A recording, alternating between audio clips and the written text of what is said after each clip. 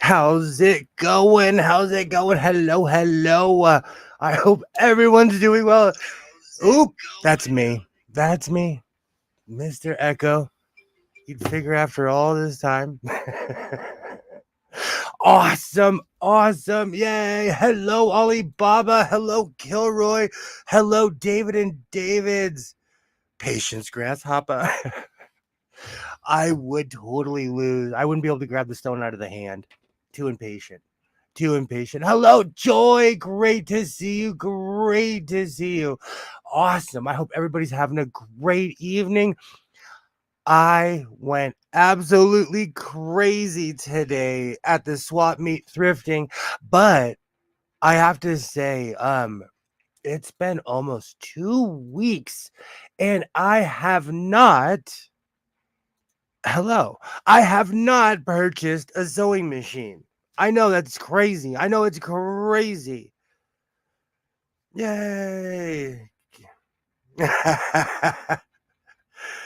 Yay. Why do you have a radio antenna in front of your computer? A radio antenna? Do you know what? Okay. I cannot see that far. I'm going to have to do this early. I'm going to show my age. There we go. Whoa, I can actually see the screen. Oh, but I'm ready this time. I'm ready. Ah, wardrobe malfunction. There we go. Awesome. Hey, hello, Liz. Yay.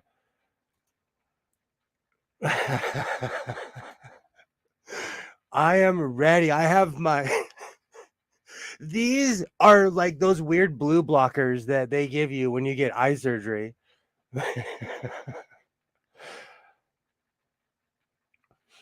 Yay. An antenna in front of my computer. I have all kinds of crazy stuff in here, and I do have multiple CB radios in this room. I've said it a bunch. Like I still think it's awesome that I can talk to people far away on a CB radio.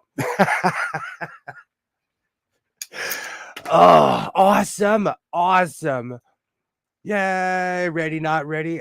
I'm shocked that I can actually see the screen from here because I'm wearing these awesome shades. And you know what? I don't care what anyone says. I love these things. These are different than my ultra geeky ones. These are less Catwoman. These are more wide. Hello, hello. Hi, Liz. Yay. Yay. Hello, hello. There's no room in that. Hey, you know what? I should get a drone. It's been 2 weeks and I haven't bought a sewing machine, you know? I, I, you know what's so funny? I went on Amazon looking for one of those, the old school flip that things that said, you know, days since an accident. And they really don't sell them anymore because I live in the past and I didn't know that these things do not exist anymore. I had no idea. Awesome. Awesome. That antenna can be used as a makeshift thread stand. Oh, you know what's so funny? I'm sitting here totally fronting, trying to pretend like I know what you guys are talking about. That's a Dritz thread holder. The reason why it looks like an antenna is because that thing is probably my age. That's just a really, really old school Dritz thread holder. I actually have a CB antenna on my roof because I'm crazy. Oh, that's funny. No, that's my old school Dritz holder. And somewhere in here, because I use my blind stitcher as a table and less as a blind stitcher, I took the spool holder off of that as well. I prefer having spool holders. We're all wearing glasses. No. Yeah, I do. I do. I do. See, but that's the beautiful thing about these sunglasses that I can wear my glasses underneath. Okay. I don't wear glasses. I just stumble around blind. That's a way of life for me. Okay, so I don't even know where to start. I went absolutely crazy today. I went to the San Fernando SWAT meet and excuse me, because I got up early. It was just I was the first one there. And people are real nice when you're there before the coffee kicks in. But before I get started, this program is for entertainment purposes only, and its content is not intended to malign any race, religion, company, individual, or wigs. All opinions expressed by my so-called life and program participants are solely their personal views and do not reflect the views of every single human being on planet Earth. I hope everybody has a great evening flying my so-called life airlines. And if you're having a bad day, if anything's making you feel uncomfortable, we have exits on both sides. And that's a la izquierda and derecha. I hope everybody has a great evening. You look like the Terminator mixed with Ronald Reagan with those. They're growing on me. These are a different shape. These are more modern. Those other ones I have, those are blue blockers. And for anyone who's ever seen that commercial, do not forget to take aspirin in the morning. Oh, I'm not even watching my own stream. I am literally watching somebody else's stream. Let me turn that down. And I'm all up in the mic. Okay. Yay. I fell asleep last night and missed my connection with the bed. Yikes. Yikes. All right. I made some crazy. These glasses, dude, are total Telly Savalas. These are. Okay. So, first and foremost, I'm in my tie-dye era.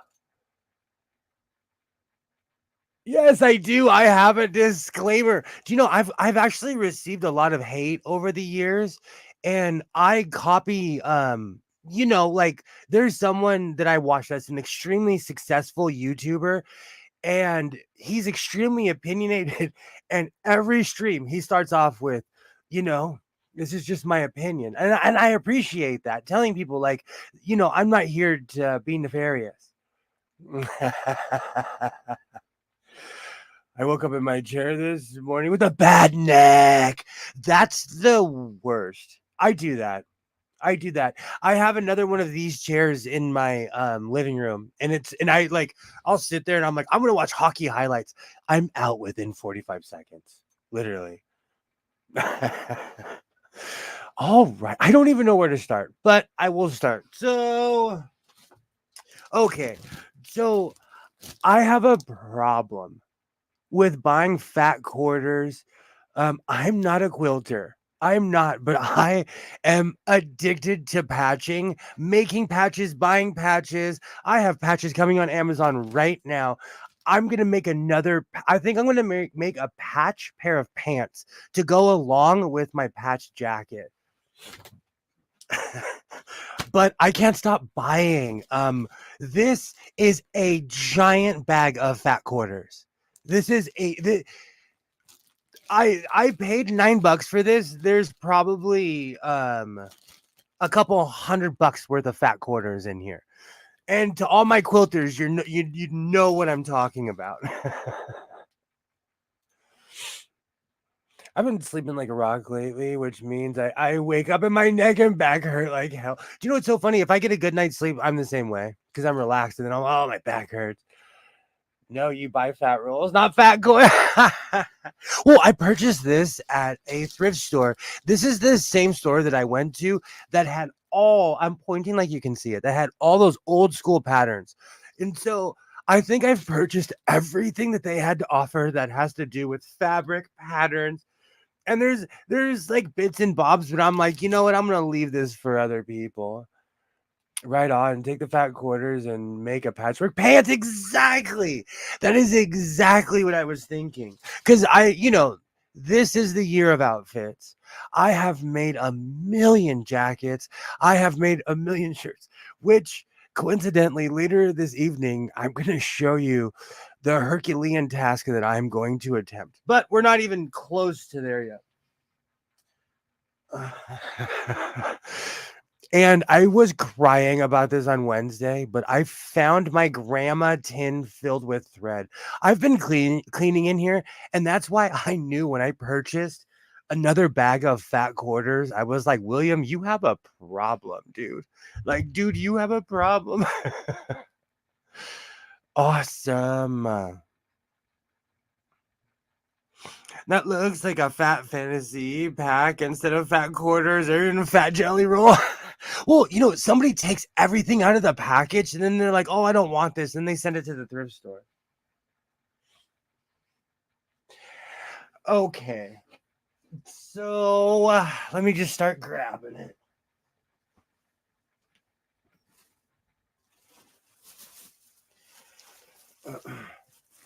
I went a little cray today at the swap meet. I did. First off, I bought this bag because I needed another bag, and I don't even know what to call the guy, but a while ago I purchased a corset because I wanted to see how they're constructed, and this guy got the wrong idea. I picked this bag up. I was like, "Hey, how much?" And it was that guy. But I scored a Cherokee bag to all my old school people. You'll remember that brand.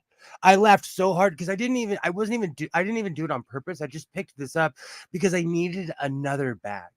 I got this for $1. And I do miracles with hats, shoes. I can do absolutely I'm not even saying this to be arrogant, but no matter how damaged it is, I can almost clean anything. And today I proved my point once again. I have to take these off. Excuse me. Having my glasses on and being able to see, but it's being shaded is messing with my vision. Okay. So I thought it's canvas. It's a weird kind of canvas. And for $1, and that's the thing, at the SWAT meet, I go kind of crazy. So this hat is from the Atlanta Black Crackers. It's a Negro League team. I knew what it was. The second I saw it, I knew exactly what it was. I had a hat like this when I was a kid. I've washed this 3 times today. I have washed this 3 times. I am so stoked. This was you couldn't even see the A, it was so dirty. This thing came out perfect. But when it comes to shoes and hats, I literally get a deck brush and scrub them. I scrub it down as hard as I can. I'm proud of myself for how clean that came out. So I'm gonna wear this all the time because something like this looks great with my with a pair of glasses. So I'm excited. I'm gonna wear this to work. This is gonna become next to my cowboy hat. This is gonna become an everyday wearing hat. I'm excited. Heck yeah, heck yeah. And every time someone asks me, I'm gonna say it as loud as I can. Yeah, I'm excited when I saw it, and of course, because this was from that crazy guy, I got this for $1. And I knew because and you know what's so funny? To people who do not take stickers off your hat, what happens is that circle doesn't age, but your hat does. So I don't know if you can see it because I have thanks for the glizzy kind of lighting in here. Oh, there it is. I don't know if that's coming out. If you can see that circle, that's from the sticker I took off. You know what? And I do not judge. I'm from an era where people still wore the tag on a hat. I'm not judging anyone.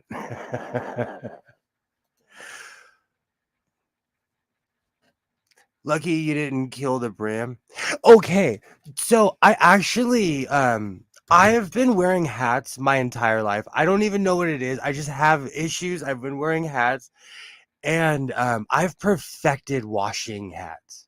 It's the strangest thing. And like I said, also shoes and stuff like that. But I think I'll put that in a video one day instead of rambling about it on a live stream. I'm I convinced the guy to finally take the sticker off his. It showed just how long his ratty ass. That's what I'm saying. The sticker will tell on you because it'll show how what the original color of the hat was. I'm stoked. I am so stoked to have that hat, and I got it for $1. Oh, and, and I saw, I'm in my tie-dye era right now. I was wondering why most here don't take off the sticker. Now I know why. It's a thing. In my day, everybody was trying to be like Belle Biv DeVoe, and they would still have the tag on their hat. So I'm not trying to judge. I was there. I was there. Oh, I thought I was so tough. I was like 130 pounds. I was there. Oh, I mistook that. Take it off. Take it off new. They leave it on to show off, and by the time it's novelty, it's gone. It's too late. Absolutely. And people will know immediately what hat size you have. That is so mini pearl from he. All right. So I got that bag. I went crazy at that dollar place. I lost my brains at that dollar place. And so at SWAT meets, they have giant, giant piles of clothes, and I saw this shirt, and I'm in my tie-dye era, but when I grabbed it, hold on, let me switch my angle. Whoops, wrong angle. Let me show you how long this is.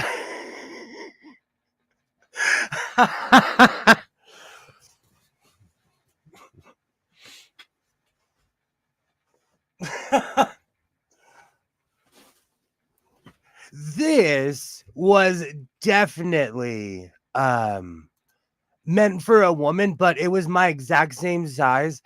I cut the shoulders down to fit because the shoulders were out to here. I cut the shoulders down. I ran it through the serger. This is beautiful. I'm gonna throw a million patches on this. I'm excited. I was going to say something about Mini Pearl. Ah.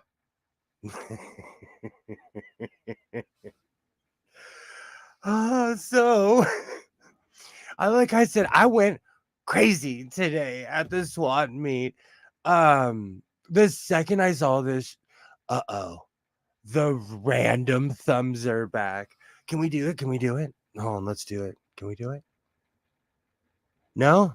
Double thumbs? Welcome to my so-called life, where Apple hacks all your stuff. I forgot about that. My so-called alterations. I went off on this shirt to make it fit. And the funny thing is, the only difference, see, if I didn't tell you, you wouldn't know. The only difference is on the bottom, it has white serger thread, and I use black serger thread. It looks great. That shirt reminds me of 90s Chip and Peppa. Oh, so before I get to my have to have the rockin' fingers upward. Okay, so before I get to the stuff that I bought at the swap meet, I made kind of a crazy decision because after the swap meet, I went to my favorite thrift store. There is a thrift store. The Valley of Los Angeles is a strange place. It's humongous, but if you know the side streets, it's kind of weirdly connected. So after I went to the swap meet, I went to my favorite thrift store, and they have bags and bags of stuff. And I was going through everything, and I thought I was buying fabric or something like I didn't. I had an idea, but once I got in the car, I was like, Uh-oh. I purchased that's my okay. Sorry, I was catching up with the chat. I purchased quite a few shoelaces. Yes, sir. That's called a grid pattern. Oh, LA is awesome. You could navigate. I it's cheating because I'm a local. I could get from my house to downtown Los Angeles on side streets, but it would take longer because we have an amazing freeway system. Even with the traffic, people talk trash about the traffic, but even with the traffic, I've noticed I get places faster than with taking the side streets. And where I'm from, it's all about time. Okay, so let's see how far I'm in for this one. Oh man. You know what? I think what happens is that stores go out of business and and they dump it on the thrift store. And you know what the funny thing is? These are longer than regular fat laces because I love a fat lace. I'm stuck in an era that I wasn't even around for. I live for a good fat lace on a shoe. I'm not kidding you. Almost every pair of shoe in here has a pair of fat laces. But these are extra long and they're baby blue. I'm going to work it. I'm going to work. I have quite a few. No, they are wide, and it was not wise at all. No, it was not wise. Oh, I need to like put a peg and just hang these on the wall just to remind myself that I really hope my son likes baby blue. Oh, I thought this was something else, but I'm stoked. I'm stoked. I have hundreds of laces. Enough to pass down to your great-great-grandchildren. I was thinking about doing something crazy with them, though, making something. I'm down. Like I said, I'm down for an intricate project. I just pulled them all out. I can't believe there's that many. I am shaming myself right now. Corset makers would love those fat laces.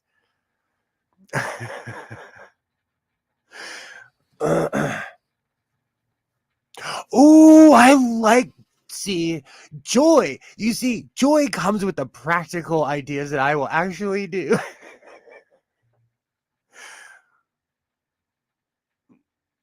Awesome, the cool hat, nice score. Those laces are Bobby Brown, baby blue. I agree with you, David and Davids. Oh man. Used for drawstrings and another very, very practical thing. I have a hoodie that I used to wear all the time. It's a really long story that I'll spare you. Well, when my mom was going through chemotherapy, I gave her a black hoodie and she came back with a different hoodie. And I'm like, this isn't the one I gave you. And she's like, oh, I stole someone's hoodie. But that person, to be fair, got a hoodie the same size. So I put white laces through it. It's a black one. I made it all dramatic. So that's a really good idea. $1 a bag for the laces too. The laces were like that was like $2 or $3. I got that at the thrift store. It was cheap. I got all of those on the cheap. Today I went crazy today. I haven't even got to half of this stuff yet because I'm a rambler. Oh, you're gonna get that hung up next to the mat because the size of the maybe bleeds can alter the color too. Well, you know what's really funny? After this stream, I will be washing. I'll be doing the glamorous thing of finishing my laundry because I'm almost there. I'm like this close. When I can see the whites, that's like, there's an ending in sight because it seems like there's never ending laundry in my house. Oh, they are. They are. They are. It's a you know what? You know what? You guys have reminded me there's a million different things I can do with the laces. There are. There's a million different things. They are though. See, I love fat laces though. So I'm here. You know, they are total Bobby Brown. Absolutely. They don't you guys don't have I have so many questions, Alibaba. You guys in Canada, do you have thrift stores? Do you have charity shops?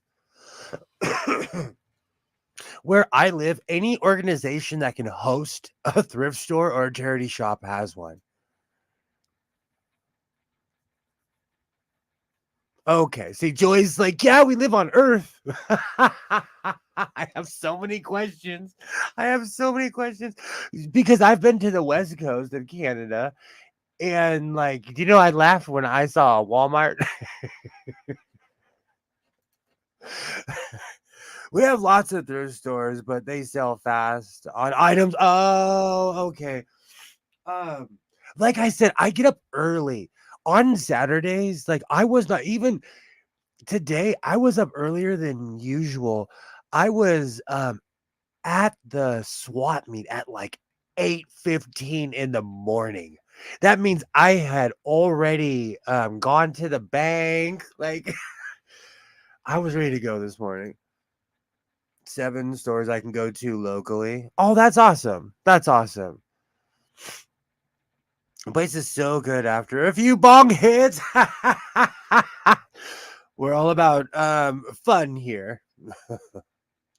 Liz, I think you're time traveling again. Oh, Liz, so great to have you back. So great to have you back. Time travel. Liz is our resident time traveler. Okay. So, oh my gosh, I have so many laces. I have so many laces.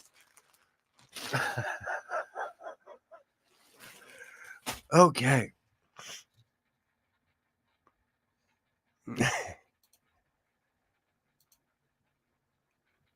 Try going to ham radio swap meet 8:15 midday when it comes to that. Oh, try to get a ham radio. They have there is all kinds of stuff.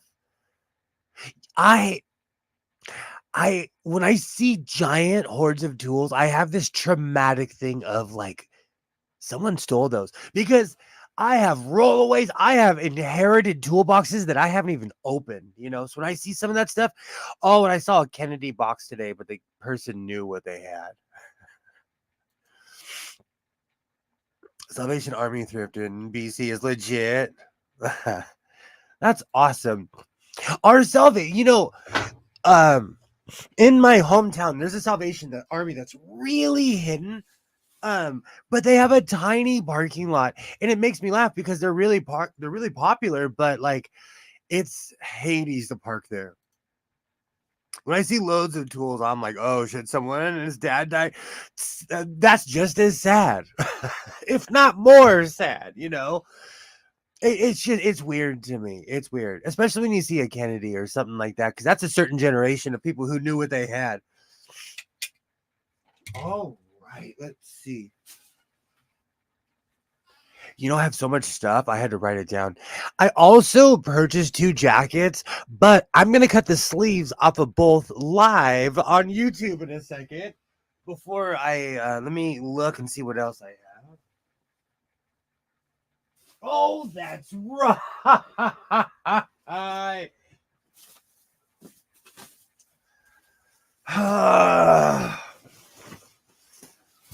I'm not going to lie. What do you call it? Carpet clothes? Do you call it drape clothes? I have fallen in love with this hoodie. So I went right back to the same vendor, and this thing is huge. So I'm going to make something out of this.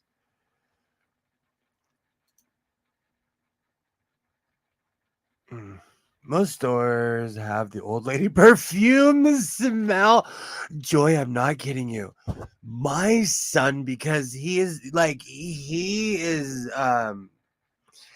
because he has ASD, he has different sensory issues. He has set a sentinel sense of smell and hearing. And whenever we go into a thrift store, he'll walk in and be like, "It smells like an old lady in here." Or he'll be like, "Oh, it smells musty in here." I don't even think about it. I block it out because I'm gonna flash fry everything. I'm washing everything. Yep, you just don't buy a Kennedy. You gotta be in a certain corner of a certain industry to buy a Kennedy. Absolutely. So true. The fabric just screams poncho. Thank you. I love this stuff. And the kid that works there, I think he's appreciative that I'm getting all this crud out of there. I paid $10 for this. I paid $10 for this. I had such a crazy time at the swap meet today. And the funny thing is, I showed up with bags. I came prepared and I still had to buy another bag. And because I read Scientific American, for a while they kept on sending me this thing. We're gonna send you a gift. We're gonna send you a gift. I was so curious because I've had a scientific I've been subscribed to Scientific American or Scientific American Mind for over 20 years. And Scientific American Mind since the beginning of the magazine. And they sent me a bag. But I finally got to use my Scientific American bag. After 20 years of reading their magazine, they sent me a bag. Oh, Gilroy, I can do both. That's the awesome thing. Sorry, I didn't mean to go past your comment. I can do both because this is a ton of fabric. So I'm stoked. I'm stoked. This is more drapes and less carpet. That thing was a throw rug. The poncho behind me was a throw rug. This is an absolute just solid material. I am so stoked. Crazy. I'm also ASD. How's your son with cell towers? We live in this really, really weird area. So I'm like in the middle of a valley. So everything is kind of more out, way, way out. Scientific American has been around for a long time, even printed in the American Civil War. In the back of the magazine, they have a segment where they go back. They go back every 10 years. It is all, I don't know. Well, no, I can't get a copyright strike for reading a magazine, but like, it's crazy what people thought 100 years ago. It is crazy. And they point that out too.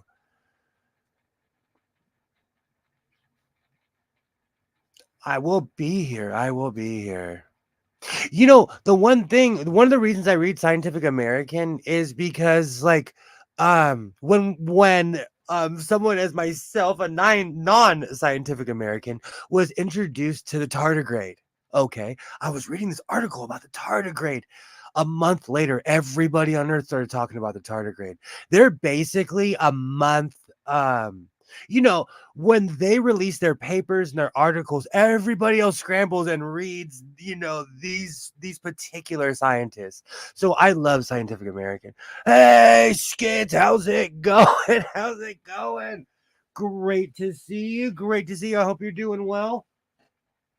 Okay, I have to move this. Oh, that is an amazing amount of it's an amazing amount of fabric. Awesome. Hey, Skids, how's it going? So, okay, I want to say something. I'm from the West. I'm not here to insult anybody. I don't even know if this is any from anyone's culture or anything. I just like the print. I've received a lot of hate. In the beginning of the stream, David was like, you come with a disclaimer. It's because I have received a ton of hate from people, but I think it's one person because they try to contact me on Twitter and they talk about my videos. But I've been eyeballing this print for a while, and the guy gave me Modelo Man prices. Hey, Pam. Hello, hello. Great to see you. Great to see you. Pam, I went crazy today buying things. I I thought this was something else. These are all shoelaces, and they're extra long fat laces. So I'm gonna make something amazing out of this. And I purchased more of that hardcore fabric. So I'm gonna make a bag and a poncho out of this. Oh, and I continued on my addiction of fat quarters. And I purchased this.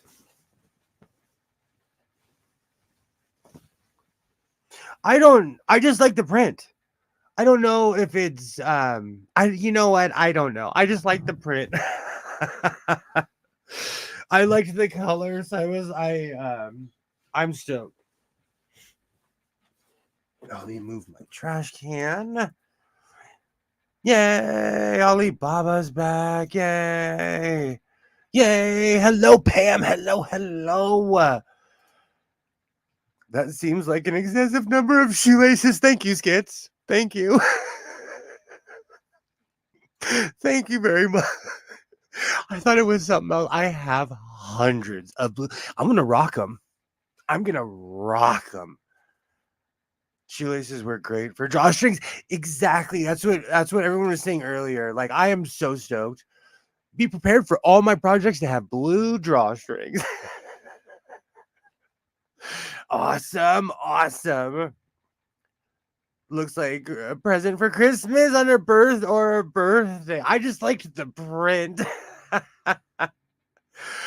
Oh, he's got enough laces for the army. Just think you could weave the shoelaces into fabric for making a bag. That's true. Or I could make like big bows. I have all kinds of ideas. And things that I think I can do with this material. You could weave the shoelaces into fabric for making for a bag. That's not a bad idea. Yay, Liz, have you joined us in the future? Awesome. Okay, there's that. Oh, I wish Butterfly was here. I completely forgot about this because I purchased this at like 8:15 this morning. I completely forgot about this. I bought 4 yards of this. I'm constantly looking for things of color and stuff like that. But at this particular place I go to, they have a ton of butterfly stuff, but it's really hokey. And this is awesome. And I know leopard butterflies are hokey to some people, but they're amazing to me. So I probably have like 4 or 5 yards of this. I am stoked. That absolutely. That's exactly what I said, Kilroy. When I saw that, I was like, you know what? I like that. I'm trying to add some color to my drabby wardrobe. Yay! Yay! Hello. Absolutely, Kilroy. I said the same thing. I was like, you know what? That's awesome. When I saw that, welcome back, time traveler. I would so make a t-shirt. I'm excited. I am excited. We're gonna. I'm not gonna give away my what I intend to do this evening, which I doubt I'll get to. I've been cleaning out my closet. I'm just in the beginning baby step phases, but I am so excited. So that is awesome. I'll put that back in the black bag. Okay. Man. Oh, that's right. And I purchased the coat that's behind me. And I have a question for everybody in the chat. Are you guys haggling kind of people? Like, would you be able to go somewhere and negotiate with somebody for a price that looks hand block printed?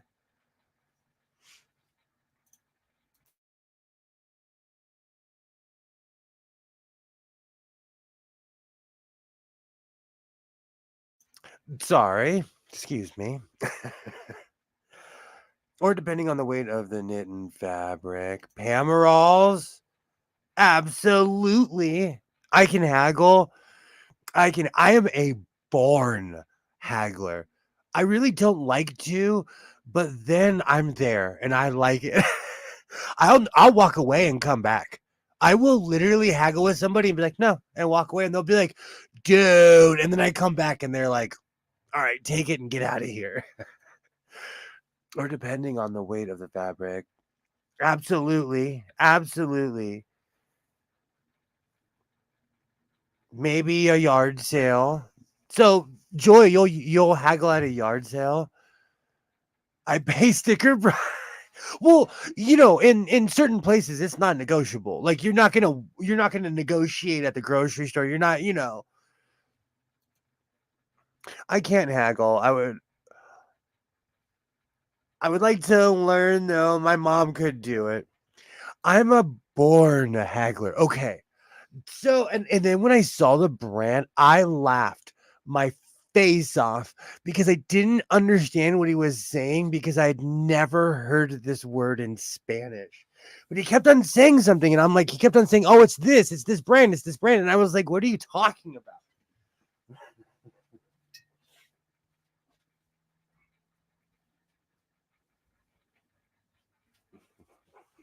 And for the record, Alexa, how do you say bugle in Spanish? Bugle in Spanish is corneta. Corneta. He didn't say anything in the realm of that word. He didn't say anything in the realm of that because he kept on saying, okay, so I grabbed this out of a pile and I saw it was a large. This has a weird Wrangler cut. When I say that, like this vest is cut more out where it's like it's just a straight cut down. Wrangler taper their vests in. And so when I spotted it, I thought it was a Wrangler. And um always David's like always, heck yeah, I'm a haggler.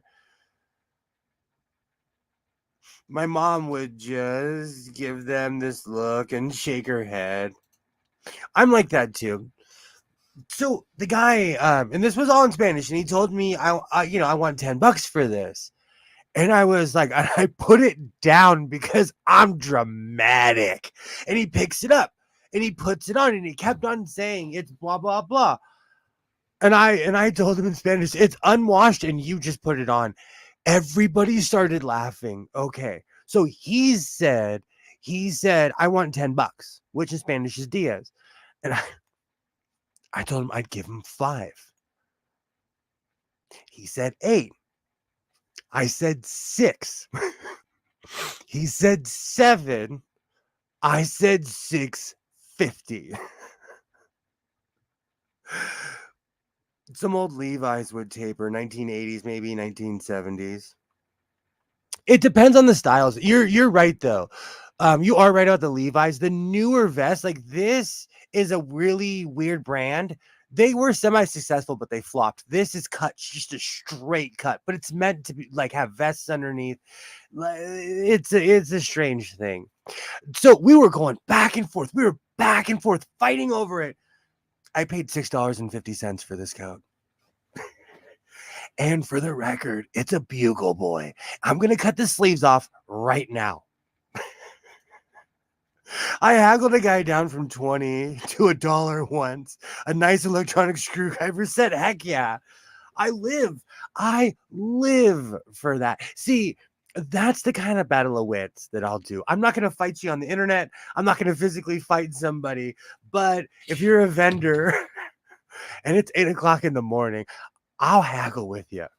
So, and he laughed so hard because we were haggling going back and forth, and I was like 650, And he's like, okay. And I handed him a 20 and he just burst out laughing when I handed him a 20.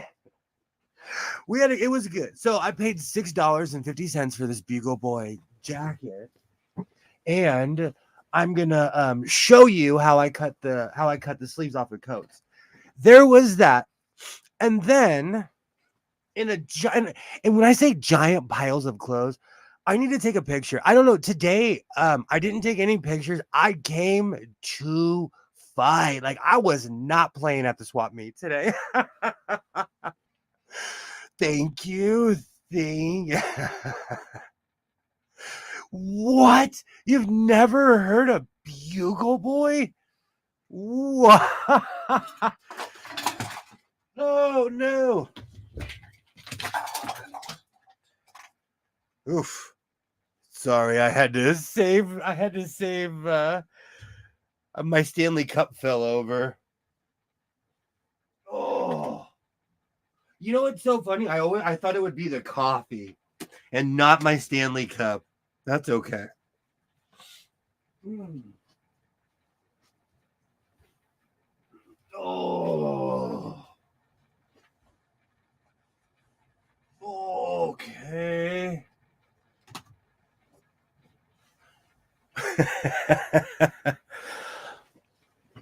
Okay, back to the regularly scheduled program.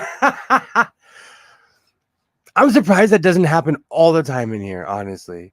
Did you wash it when you got home? Okay, yes.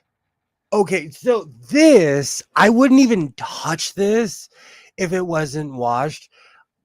I'm not like Howie Mandel, but the plague turned me into an utter and complete germaphobe. And I'm not even saying that to be funny. I wash my hands. I already had crazy hygiene because I live wearing cocoa butter and cologne.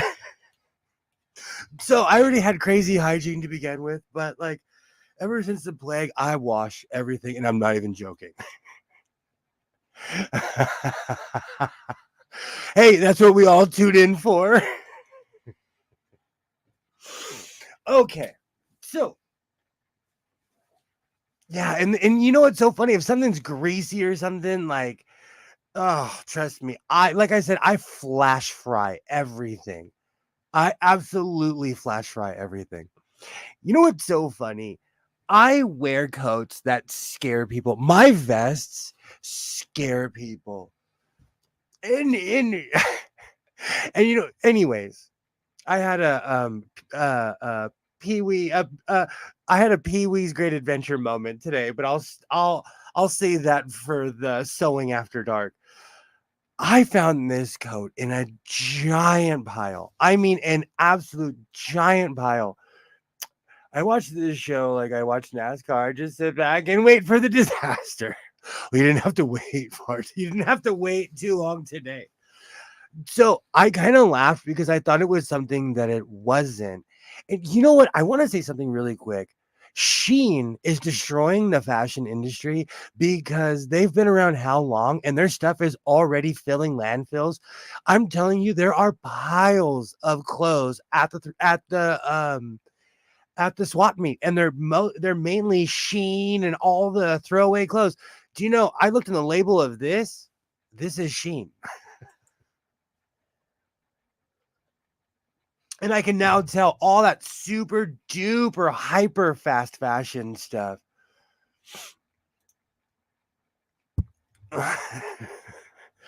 She is destroying the environment too. Do you know? I was shocked because usually, like, when I buy something, it's like Bugle Boy, like an old school label or something that's just been sitting around forever. But I'm starting to see a ton of Sheen stuff.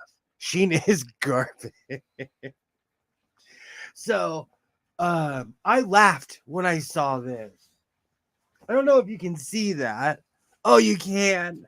But it says fashion tour. Do you know what's so funny? I am going to throw so many patches on this and the Bugle Boy thing. It is not even funny. So I'm actually really excited because I've kind of come to the point where I'm going to cut the sleeves off of this. Move my Atlanta Black Crackers hat. I am so stoked That's going to look great with my sunglasses that I wear every day. That's going to look good. Really quickly, before I forget, this is a non-political show. I'm not here to tell anybody who to vote for, who not to vote for. I'm not going to dox myself, so I'm trying to find. But politicians, stop doing this. You need to stop doing this. You seriously need to stop doing this. I'm not kidding you. Hold on. This made me laugh. I got mailed the cops voter guide. No, thank you. Telling me who to vote for. Look at this. Who are you? I don't even know you, Chris Holden, but you're mailing me stuff to my house. Look, I'm trying not to dox myself. And you know what's funny? I can't show it because my address is on the side, but like the Republicans always start off by trashing people. Come on, guys. Pilar Shivo, you have sent so much stuff to my house, it's not even funny. Look, I'm not kidding you with these guys. George Whitesides. George Whitesides is running for Congress. Thank you. Adam Schiff. Pilar Shivo. Susie, I can't say your last name. Okay. I can't talk trash about Kathleen Barger. I actually know her, and she's a nice woman. Oh, they're peppering my house with ads. It's crazy. Oh, it's great. And that's half, Ollie. That's half. So this year, I'm not playing. I'm going to make the political palm tree like I did when I was fixing up my grandmother's house and they dumped hundreds of them at her house because they figured out her house was empty. Here in PA, we're starting to get political mailers that are 11 by 17. It's stupid because everybody's basically made up their minds since 2016. It's insane to me. It's insane. I come to my mailbox is like, screaming. Look how thick that is. And these are the ones, I have another pile somewhere because I'm going to make a giant palm tree. I did it at my grandmother's house, but she had a giant 2-story house. I'm going to make a political palm tree. I'm over it. I am so, where's my remote? Okay, good. The game's on.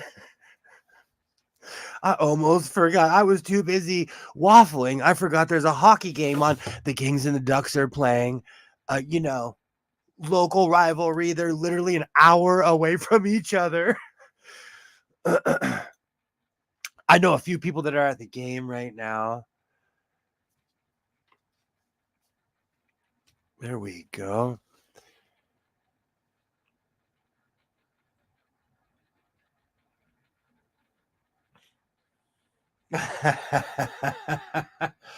Pepperger.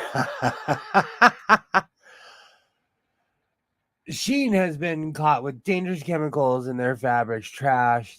I agree. And Skitz's friend, CF Beauty, also pointed out, and I watched this really depressing documentary, how you can see piles of garbage from space, from Sheen and Temu, from all of those places. I send stuff like that through the shredder. They have sent me such an unbelievable amount this year. It's insane. It's insane. And who keeps those besides my hoarding self? Because I'm going to make a palm tree. Free is same. I was thinking about that too, because I do have a fireplace. I was thinking about that too, because nothing really goes to waste. It gets hoarded, but it doesn't go to waste. Then use the shredder paper for the pets. Oh, that's a really good idea, Pam. I like that. I really like that. Okay, so I'm gonna cut the sleeves off of these. Let's see, political palm tree. I don't know why my A word keeps on turning itself down so much, but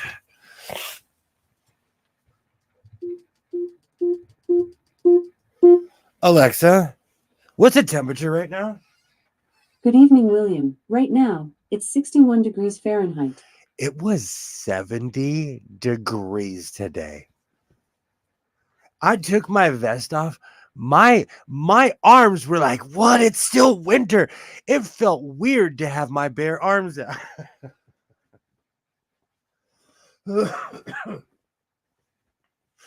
it it's great. The weather is insane.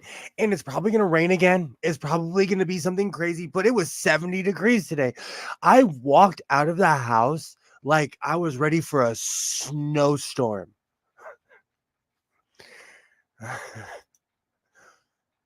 Tell the A word to set the default volume to 100%. Maybe that'll fix it. It's driving me crazy. I just walked out here one day and it made the decision to not be loud anymore. I know you can hear my microphone. I'm a loud person. Sometimes I think I have an inner ear problem and there's something wrong with my hearing. But I need my A word to scream. And for some reason, it decided to turn its volume down. Ask A word why the sound level gets changed. You know what's so funny? I did out of desperation one night and it didn't, it did that spinny thing where it's just like, I'm going to ignore you and be on at the same time. I've been married. I know that look. I know that look. Okay, I'm going to put my coffee over there, have my scissors. Do you know I've made it this far without cutting my mouse? So we'll see. Or my charging cord. Oh.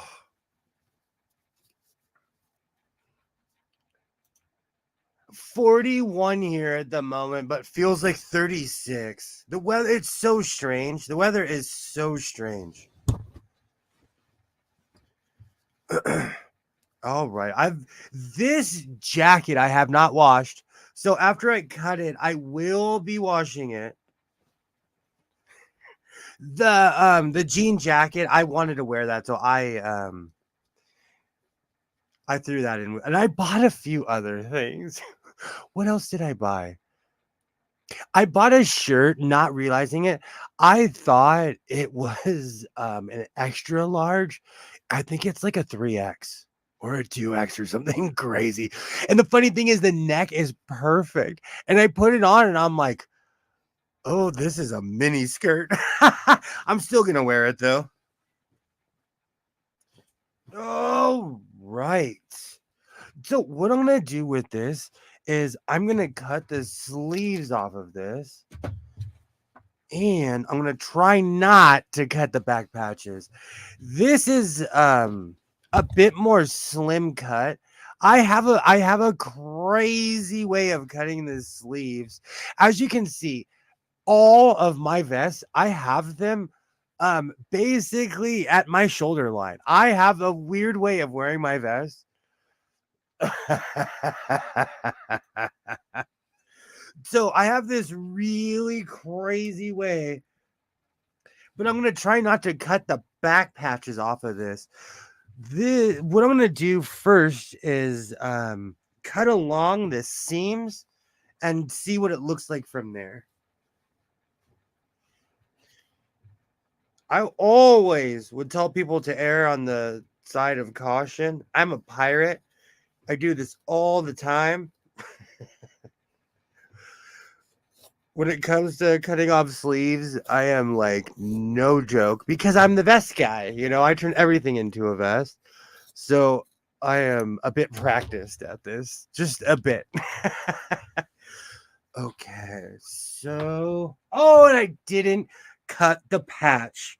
My so-called life is still undefeated in the world of vests. All right, I'm being arrogant, so I'm probably gonna cut the patch on the back. Let's see. Oh, I did not cut the back patch. Perfect. Okay, that'll come out. I was just making sure that wasn't bleach. Perfect.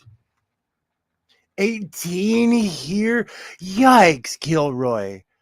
Yikes. You know, I hate to be that commercial. And I tell people don't move to California. I tell everybody don't move here. Doesn't work because everybody moves here.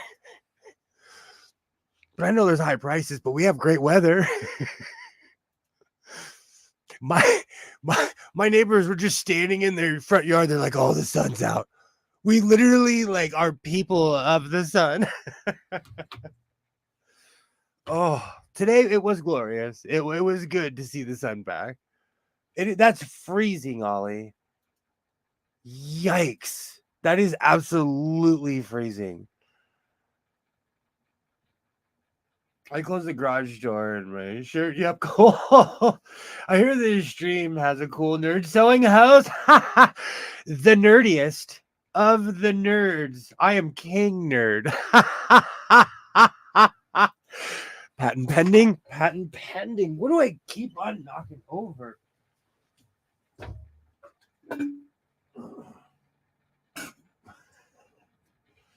Everybody needs a 40-foot cup until it becomes a football. All right. Yay. Hello, hello. Do you know what's so funny? I don't have my glasses on. I thought you were David and David's. Hi, Waternight. Hello, hello. Great to see you. Great to see you. I hope your evening's going well. Yay. I'm gonna have to move there. I decided this cold is no good for my health. Do you know what's really funny? A lot of people move to Arizona for that very reason. But I'll tell you, when I lived in both Arizona and Oregon, I didn't get sick. I think it's more of the clean air. In Arizona, everything you get bleached out because the sun is always shining, and in Oregon, it was just pure air. It was, and I say that as a Californian because you can literally see the smog wash over the hills sometimes. So it's not a bias, but it was 70 degrees today, and I was sitting in my backyard drinking coffee, and I'm like, I don't know if this is legal this time of year. Yay! Hello, hello, Waternay. I was told long ago I should move to Arizona. I lived in Arizona. It's if you have health problems, it's the warm weather's kind to you. That's why a lot of people move. Snowbirds are real. People only live there when it's warm. Okay. Oh, that looks awesome. This looks awesome. After I cut the sleeves off, I'm gonna put so many I have quite a few my so-called life and my not pretentious at all god of sewing patches. So I'm gonna throw those on. The cold makes me tired and achy. When you're already on medication that makes you tired and achy, you kind of need to avoid all sources of tired and achy. Totally agreed. All right, so I'm going to try this on. I agree with you 100%, Gilroy. I forgot I had this mile-long hoodie on.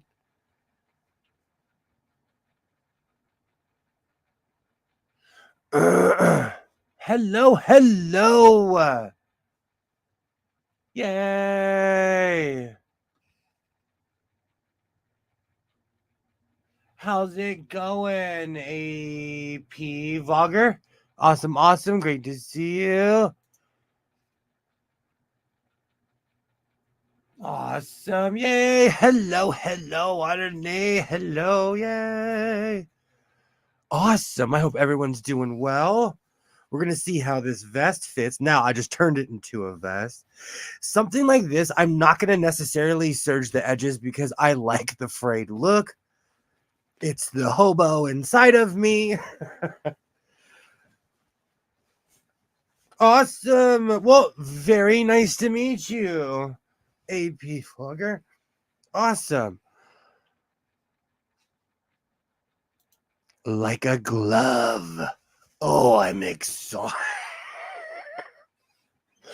Oh. Like a glove.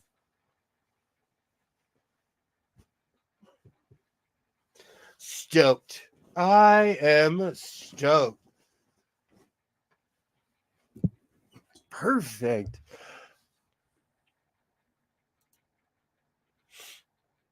Awesome. Awesome. How's it going? How's it going? Awesome. Thank you. Thank you, polished and assembled. Hello, hello, hello. Awesome. Yes, I cut the sleeves off of it. I'm wearing a black shirt, so you can't tell. Like I said, I cut the sleeves off of this tie-dye shirt too. I serged it and I cut it down to my size. I have a hardcore neck and shoulder issues, so I cut everything where it's like perfectly on my shoulders. It's a weird thing I do. Awesome. Awesome. Everybody, I hope you're having a good evening. Everybody is welcome here. Awesome. Awesome. Okay. So I cut the sleeves off of that. I'm going to change back to my other vest because I am going to cover this one in patches. I'm actually excited. There's a few things. And because this is less like in your face, I can wear this to my son's school and stuff. Because there's quite a few vests that I cannot wear. Awesome. So that's perfect. Let me put this one back on. And now I'm going to cut the sleeves. Oh, where is the other arm for this? I'm going to cut the sleeves off of the Bugle Boy jacket that I haggled with the vendor. Like I said, he started off at $10, and I don't know why that seemed so high to me for a denim coat. Maybe I'm just used to the thrift store price. You know, the funny thing is, at the thrift store, this would have been $20, but he didn't need to know that. All right, so I'm going to completely button this, and then I'm going to cut the sleeves off. This is going to be a little bit easier because, like I said, it has that weird taper. I can see the cut. Oh, that is so... You can tell what era it's from by the cut and how tapered it is or isn't. Awesome. Awesome. And it's missing a button. I just noticed that, but I'm sitting in a room of buttons. Like I said, I have a very particular style when it comes to wearing vests, making vests and cutting them in general. I have perfected my style of cutting sleeves off. You know, always measure twice and cut once. Anyone who does anything as arrogant as I'm cutting these has been doing it for years. And like I said a minute ago, I'm trying not to cut two cords over here. So for as much as I'm talking, I'm trying not to cut a cord. All right, make sure nothing's underneath.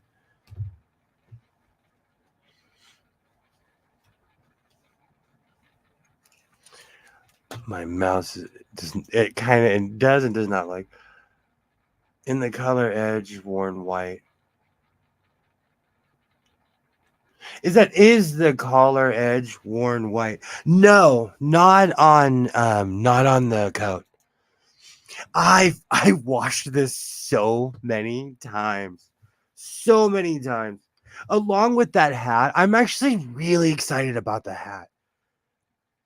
It's funny when somebody doesn't know what they have because I grabbed the hat and I'm like, that's a Negro Leagues hat. And the guy was like, you can for $1 you could have it. I'm like, shut up and take my money. Oh, right. So I'm trying to, what I'm doing is I'm coming down, but I'm going to curve right at the pocket. Perfect. To give it that my so-called life look. Did that go over? Okay. Perfect. So now I'm going to come through on this other side. And you notice how I'm not measuring. I would always recommend people to measure and do what makes you feel comfortable. I've done this hundreds of times as far as making vests. So It's I make it look easier than what it is, and I always say that, like, when you see someone online and like you see them do it in 30 seconds, that's because they've done it hundreds and hundreds of times. Practice literally makes perfect. But I'm stoked. I'm stoked. When I look at denim vests, to me, it's like canvas. So I'm excited. Perfect. Let's try this on really quickly.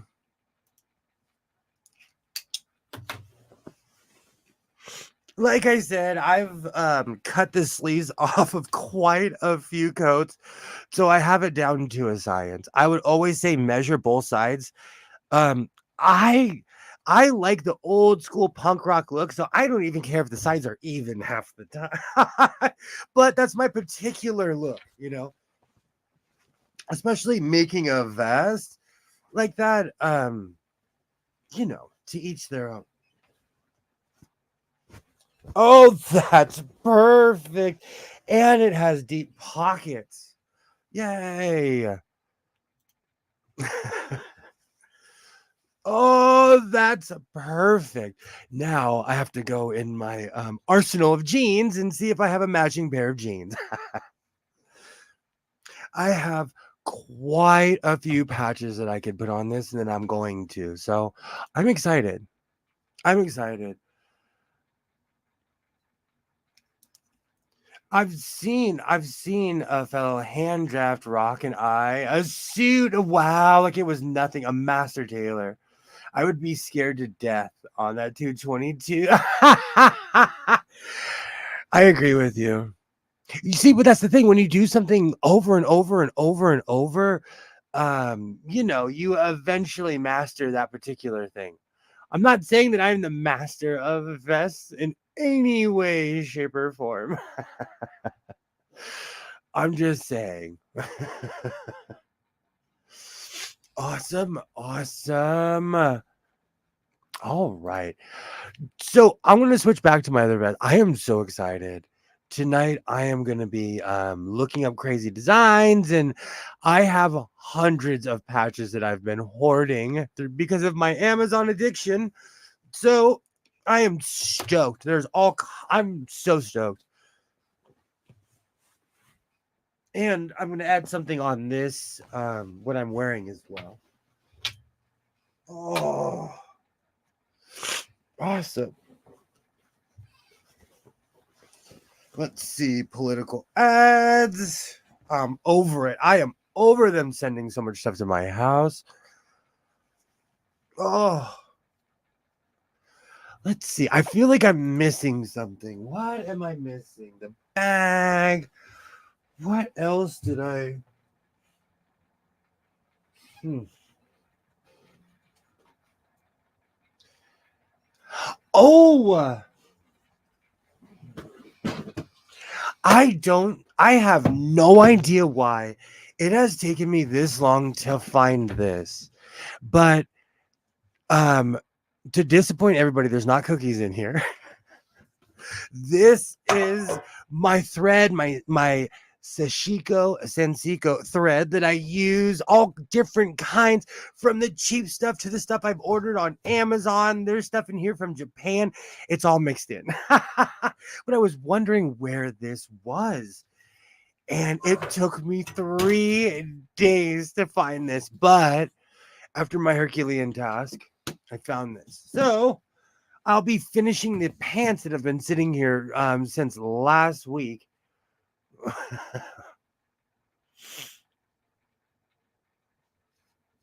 Embroidery floss. I have a ton of thread. I mean, like, I would, and you know what? Like, I had to stop myself because I was like, William, do not buy more. Do not buy more thread, because I knew I had like a ton in here.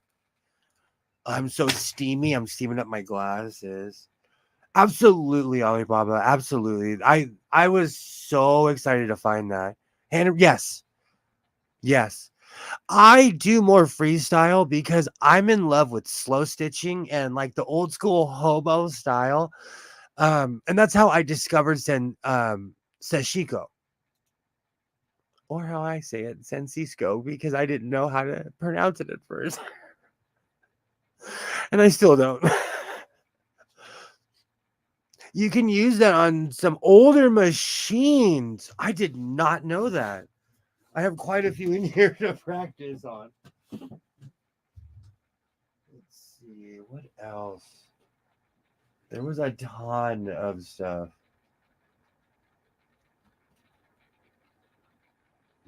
Okay. Got the hat. Well, if I miss something, I will find it later. It's been a crazy day, but you never know. And I finally got to use my Scientific American bag, so I'm excited. I'm going to clean up a little bit because I am surrounded by all the junk I dragged in here. But I have an idea. I have a crazy, crazy idea. And I've been cleaning and I found a few things. And if there's one thing that we love here in the House of Sewing, it's a finished project. Getting there may take a year or two, depending on what it is. Okay, I'm still stoked about this Cherokee bag. I have no idea how many yards this is, but it's heavy. I'm gonna make I really like the idea of a bag. I do, because I need to start branching out because I've made a ton of stuff. Oh, okay.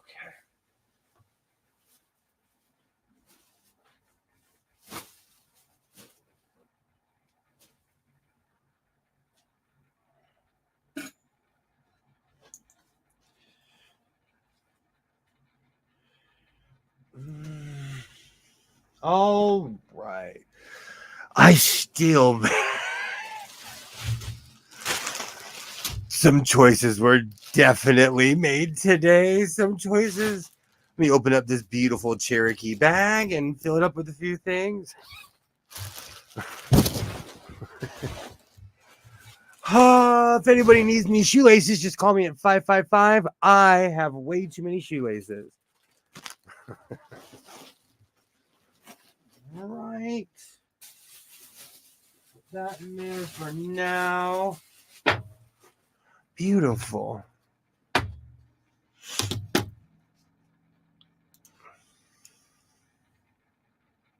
Awesome. Awesome. Okay. When I said Herculean task earlier, I was not kidding you. So I am in my hoodie era. I'm not playing. I am not even here to waste your time. So I've been cleaning and I found a few things.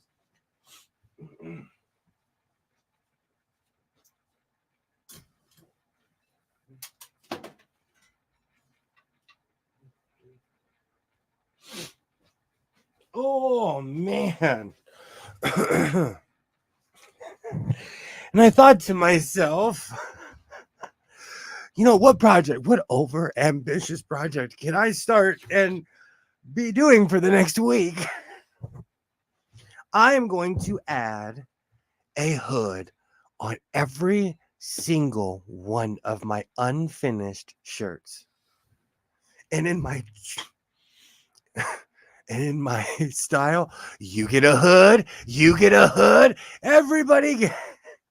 I was looking for this shirt for days because I purchased more material and I knew that it was somewhere in this house, but I've made so much stuff. I have literally a finished and an unfinished pile, but then I started piling more stuff on there.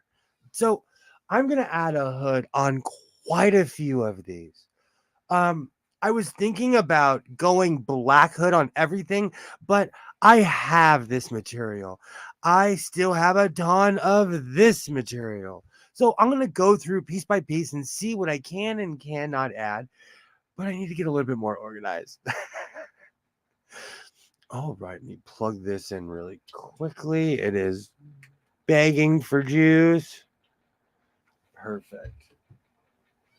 Okay, so I do not know how far I will get this evening, but it's worth giving it a try, right? I forgot I made half of this stuff. I forgot that I made half of this stuff. I cannot let this Miami Vice. This is a sweatshirt material. I cannot let this go to waste. Pink palm trees for the win. I forgot about this. Okay, I need to. Sorry, pal. You're going to go to the bottom of the pile. That's beautiful. And of course, it has my signature giant pocket. But I think, like I said, this year I'm going to try to start making outfits, but I'm also going to try to finish a few projects. Some of these are 2023, but that's okay. This is a perfect candidate. This is perfect. So every single one of these shirts are from a live stream. Every single one of these shirts were made in a live stream. So much fabric, you forget about most of it. It's sad but true. That's why I'm constantly cleaning, because I want to remind myself of what I have. That's why I've lined up all of the down here are bolts, and over there are the stuff that comes from the giant rolls. Because the giant rolls, even when you fold them in half, they're a good 3 to 4 feet wide. And even it's just ridiculous if you flopped it over, it just wouldn't make sense. So I try to keep them where I can see them. This shirt I love. I don't know if it's the color, if it's I just do not wear this color, but I'm definitely coming to fix all of these. All of these are getting hoods. All of these camouflage in a florist shop. I could do you see how that orange is lighting me up? Good grief. I remember some of the those were great times. See, that's what we're here for. Having a great time live streaming, watching me in my my fabric man cave. I love this shirt. I forgot about this shirt. This I'm going to do some justice to this. I forgot about this. The color, everything, it looks good. This is going to get a black hood. Some I'm going to do clashing material depending on what it is. I'm going to go full 90s and just like extremely clashing material. That green is nice and it's finally a color. The floral on the black background is the camel floor shop one. That would be great in the summer or in Hawaii. Absolutely, Alibaba. Absolutely. Oh, right. I think I just recently made this. I can't remember. I was going to turn this into a turtleneck, but then I have a woven black that's kind of the same material. And I think because I have rolls of black material, because I keep on looking for black polyester and I keep on buying something different because I do not wear my glasses into Modelo's shop. Let's be real. And so every single time I end up purchasing something that's more or less not what I was looking for, but I fall in love with it anyways. Oh, right. That's the back. Like I said, there's quite a few shirts here. We live stream all the time. Okay. Okay. And the funny thing is, no, I still fit that. Because I always say, like, oh, I hope I still fit this. I still fit it. Awesome. Awesome. Okay, give me one quick second.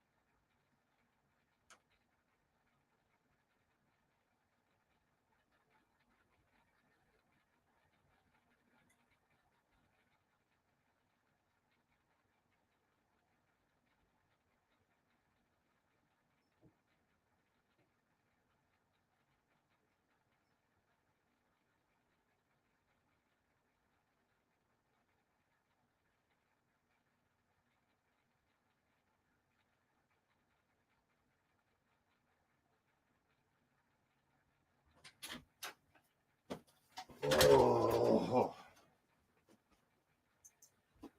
All right. Oh, sorry about that. Thank you.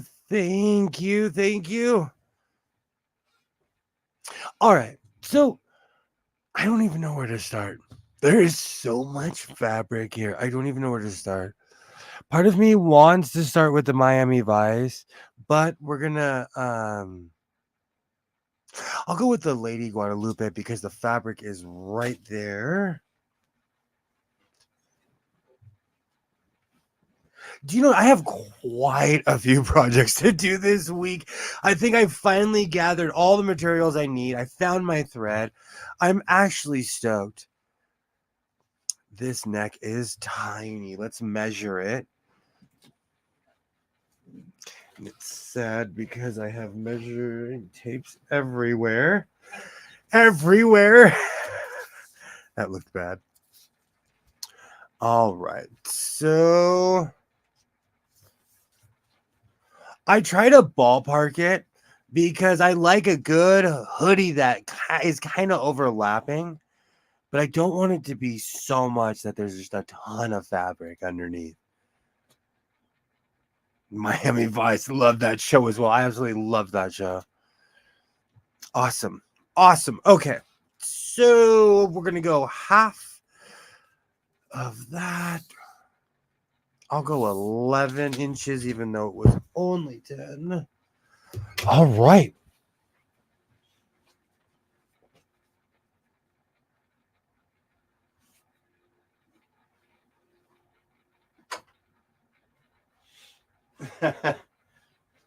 I think looking, I think I almost have enough to make a hood with all of these shirts with their original material, even though I probably won't.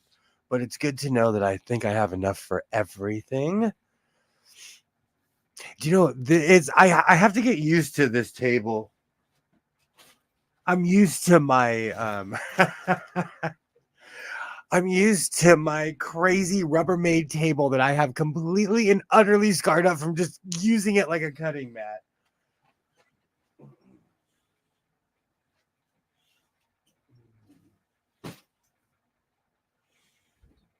Awesome. Awesome.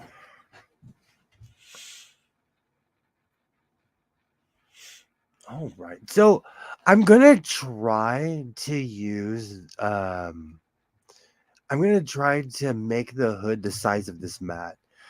I'm trying to make my hoods more practical. So we'll see how this turns out. And I'm trying not to cut the cord. I will move this over here. All right. Yeah, the mouse is going to have to move too. Do you know, I am trying my hardest to not cut the cord on my mouse. But having sharp objects and cords around, we do not mix. Cords and I are not friends. All right, I need to find the edge. And I want to show for the record, this does not have a manufacturer on the edge. I constantly talk about how some of these fabrics do not have a maker's mark. Most of them do not because they come off of humongous rolls. Get a wireless mouse, you know I'm stuck in like 2005-ish. Really, I've seen so many hoods like you make on winter coats and fur edged this year. Kind of cottage core. I love that. Somebody like a long time ago, this really pretentious YouTuber tried to insult me, and they were like, "So are you Grandma Core?" And I was like, "Yeah, I am Grandma Core." And he kind of was like, like he was offended that I wasn't offended that he called me Grandma Core. I actually liked it, but they're just pretentious.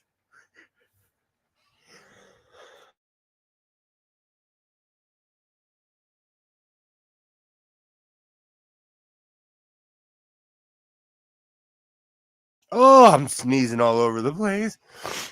Power outage, cut the cord. They had wireless mics in 2005. Yay! Hello, hello. How is everyone doing tonight? Yay! Welcome to my so-called life, Polish Why, and thank Assembled. you. How are you this evening? I'm all right. My company left. I now have a coffee Yay for and coffee. some leftover biscuits. Settled in with And the. for all worried parties, I now have adult supervision. I need to put a coat on. It's getting cold in here. One day I'm going to shock you all and you're going to go, wait, I thought you were the adult supervision. Awesome. Did you see how many shirts I have without collars? Oh, goodness. I was thinking, because I was lurking while I was getting ready, I was thinking that you could do a whole variety of different colors. You don't have to do just hoods. Unless, maybe you want all hoods. Who am I to judge? Have you seen this shirt I bought today? It's not meant for me, but I'm rocking it. This tie-dye shirt. Oh, wow. I like it. It's very you. Exactly. I serged the edges. I cut it down to my size. I went crazy today, thrifting and stuff. And I like that vest. I didn't get a good look at it, but I like the look I saw. Which one? The with denim? your tour patches. Oh, I thought that was so. I'm so lame. I was like, that's cool. When I saw it, I was like, and for $1, you can make a mistake for $1. Thanks, Liz. It was hot today, so I needed something long sleeve, but not too hot. You don't get the concept of leftover. Well, it's because I'm trying to show restraint. I've been kind of going through my wardrobe because I follow this like fashion advisor person. And I realized, I used to have some very, very tiny, well, I still have them, very, very tiny pants. And yeah, there's no way in hell that those would fit me. And so yeah. And everything in moderation. I'm not saying never eat biscuits. I'm saying don't eat the whole batch at once. So including moderation. I yes, everything in moderation, including moderation. Sometimes you need to indulge. But yeah. So I try not to eat all the biscuits or all the cookies, etc. when I make them. I plan them out for when other people will be around to eat them and can take some home and all of that stuff but it slowly but surely, at least I'm going the right direction. You're totally reminding me. The Girl Scouts are still out, and today I drove past my local grocery store. I drove by and I was like, oh, the little drug dealers are out. I went into a different door. No, because they know me. They're like, oh, the sucker guy's coming. Give him the doty eyes, the sucker guy. And everybody's all sweet to me. And I stick out in my neighborhood so they know me well. This is true. It is not my stream. I'm not here to supervise. I just watch the chaos with some popcorn or biscuits. Oh, you are one of us. I've seen how many sewing machines you have. You are one of us. You are in the right place. This is very true. Very true. I almost said the M word, but I told you Waterne, and the person continues. Like, first he called me OG, and then he's like, he called me an old timer. Oh. He's like, you old timers, back in your day, the kid is like 29, 30, and he's calling me an old timer. Unless it's a 20-year age gap, you don't get to call someone an old timer. I think it's more, I hold court. I'm a talker, all like, and people don't know what to think of me. They really do not know what to think of me. So they're like, we're just talking. Yeah. And people are always shocked when we have common interests because we judge each other so much. So I make friends, you know? Well, I told you about that. I can't remember if I said it on the stream or not, or if I just told you, but I was watching a penmanship stream and I mentioned that I'd had the Palmer method in school. And I realized that made me sound like I was about 95. And he said, well, it doesn't make you sound not old. Oh, Gilroy, now I'm craving tacos. Ooh, tacos. I haven't had tacos in so long. I have them all the time and I still am great. And I'm bad. Like, I'll go all the way from the carniceria to the hole in the wall to Del Taco. Like, I do not care. Put a shell on it. Burger King has tacos in California. I always have to put that disclaimer because I think it's crazy that they don't have tacos in Burger King and other places. But he's old enough for a 29-year-old to be 20 years young. Not quite. You're kind of roboting. I'm addicted to hard shell tacos. You know what's so funny? I have a hard shell taco problem. That's probably why my old pants do not fit. I loved hard shell tacos. They sell them everywhere here too. Yay! I live for your interpretive dance. When you are you doing the seasons like in the Big Lebowski? The guy his entire play is they're just sitting there like it's theater. Such a good movie. Now my hair clip pulled my hair. Ouch. Now I've definitely got to move to California. Even the damn Burger King has tacos. You know what's so sad? I ate them too. Right? Do you know I'll never forget, and this is back in my gambling days. I was really hungry and like I'd been gambling, and this was like 5 or 6 years ago. This was pre-plague. And I went to a Burger King in Vegas and I walked in. I was like, hey, can I get some tacos? And I ordered a bunch of stuff. And I was like, can I get tacos? The lady looked at me and she's like, Burger King doesn't have tacos. And I was like, wait a minute. But then it dawned on me, I wasn't in Southern California. I was in Southern Nevada. And they have a different menu. Well, it's the Southwest. They should have tacos with corn on them or something. But like at the one in Vegas, they're okay. Like, let's say you go to McDonald's. Here we don't have chicken wings at McDonald's. They do in Nevada. They'll have the McRib. They'll have all that stuff that's discontinued at the one. You know, like they don't play in Nevada. They're like, oh, all that stuff that they don't have in your state, we have it here. You know, Well, except for tacos. They have to get the people to Nevada somehow. You know, they're like, come to Vegas. We have the McRib. You know, Ew. They've had a weird resurgence. Vegas has had this really strange resurgence of people moving there. But I totally agree, Kilroy. You should come to California. Join us. One of us. Come to the dark side. We have tons of cookies. I was talking about earlier how it was 70 degrees today in my hometown. And I was in my backyard and I'm like, is this legal? Because it was glorious today. But it's starting to get cold. That's why my nose is clogging up because my body was like, oh, we had a taste of spring. A taste. Oh, here we go. There's an edge. That's a positive thing. Unwanted cookies. Well, I don't know that I ever have unwanted cookies, but Oh, I could send you some cookies, What end am I looking at? Cookies made with House of Sewing love. As a cookie slayer, is there such a thing as unwanted? I have a cookie problem. It's Saturday night. Let's do some true confessions kind of stuff. I have cookie issues.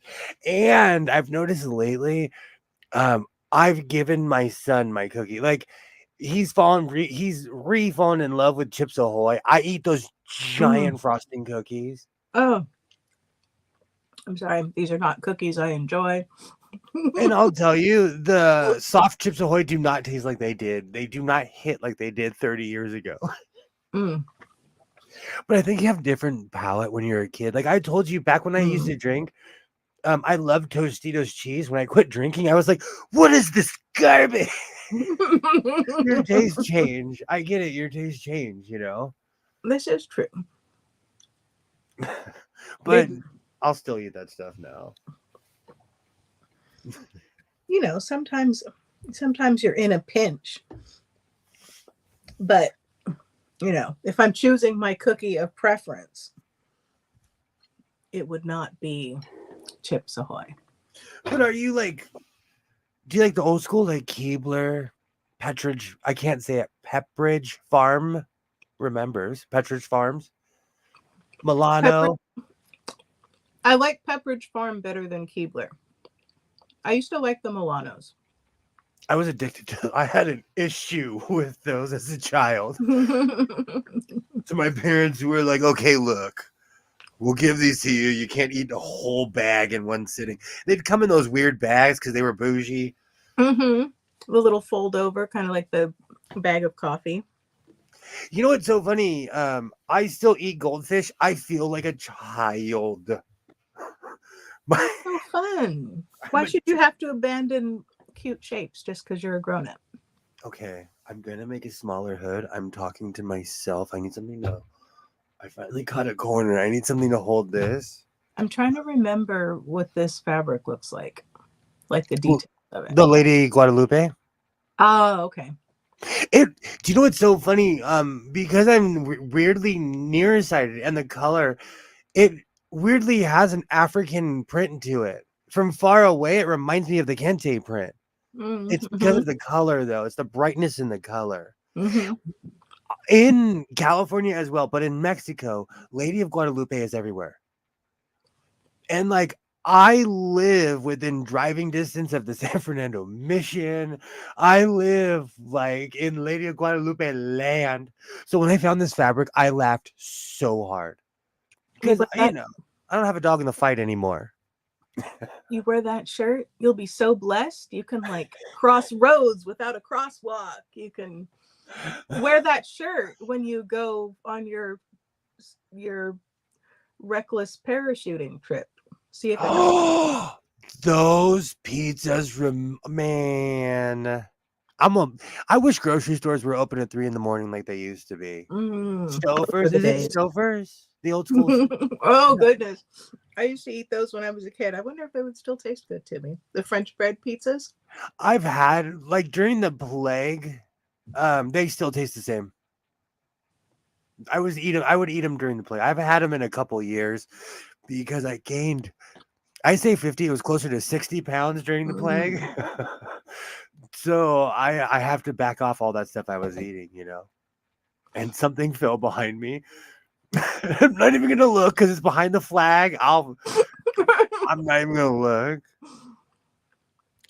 I think most people like goldfish crackers and all times. I'm addicted to goldfish, Alibaba. Like my ex-wife's son, he comes over, he looks at me, he's like, "Where's the goldfish, sucker? I know you got some. I know you have some in this house."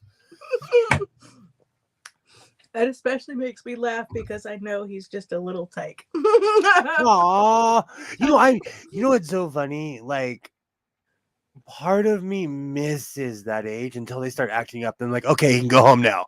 But I miss it, you know, because Isaiah was my shadow. So I think that's part of what it was, you know. I saw a video and it was this little girl. I don't know. 2 or 3 something, and her mom had put her in this little snowsuit. She was going to go outside and play in the snow, and then she kept trying to see if the dogs were going to come, and the mom's like, "No, the dogs can't come." And she kept going to the edge of the porch, looking at the snow, going back to the door, and I'm like, "Oh my word, child, Go out, play in the snow. Like, this is why I don't have children. And I look through the comments and everyone's like, oh, it's so cute, so precious, this little child. And I'm like, I mean, yes, but You know what's so funny? It snowed here when Isaiah was like 1 or 2. Mm. He wasn't old enough to be outside, but it was the weirdest thing to me because I live in the beginning of the desert, you know? Mm-hmm. So it rarely snows. It's a like every 20-year occurrence in my hometown. Mm. So you're just enough altitude and you're inland enough that you occasionally get snow? Like literally on the cusp. And if you go to the mountains, like all Californians, it's snowing. So, and it's the strangest thing when it's raining here, it's snowing on the mountains. Mm-hmm. Well, that's what I tell people, that we have snow. We just sensibly keep it in the mountains where it belongs. We want to see snow, we go see snow. We don't have to live in it. We don't have to drive in it. There's people in this one particular town, they're so sick of people like me coming up. Like, because I have like, if I put my truck in 4 low, I don't even need snow. I don't need, I don't need chains on my tires. When the park rangers see me coming, I get waved right through. They're like, come on through, but they've like changed all the snow towns in the mountains. They've put railing up because people from LA just come and pull over on the side of the road and walk on people's properties, because we don't know these things, it's snow, So all the people in the local areas have gone out of their way to keep all the city people out. If I ever had kids, I won't know whether to off them or myself. I need pounds of blood pressure meds. Not for the faint of heart, I'll tell you. Do you know, it's really funny that we're having this conversation. I was thinking today, like at least 4, like I have a teenager, so at least 4 or 5 times a week, I'm like, are you kidding me? Are you like, I say that, like I logically ask that question at least 4 or 5 times a week.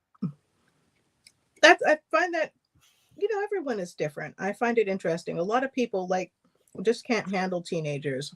And I have a much easier time with teenagers than I do with like little kids.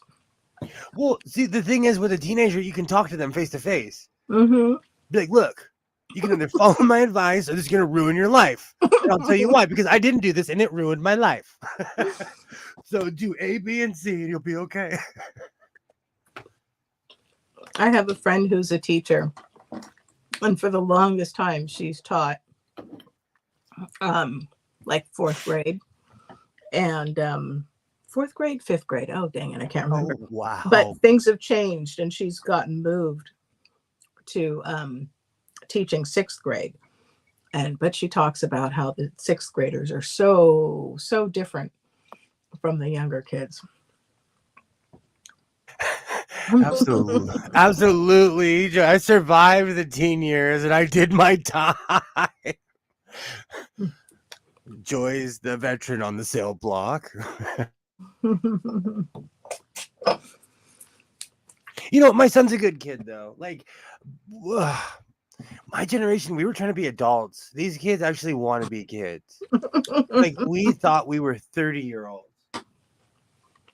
Which makes me laugh. What was that shit? Was it called 30 something?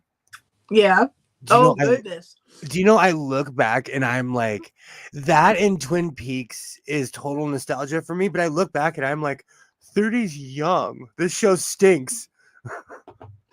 For 30 something, they always seem so, because at the time they were just a bit older than me. And so it's like, oh, it's like this future life. They're so much older, so, mature or what have you. And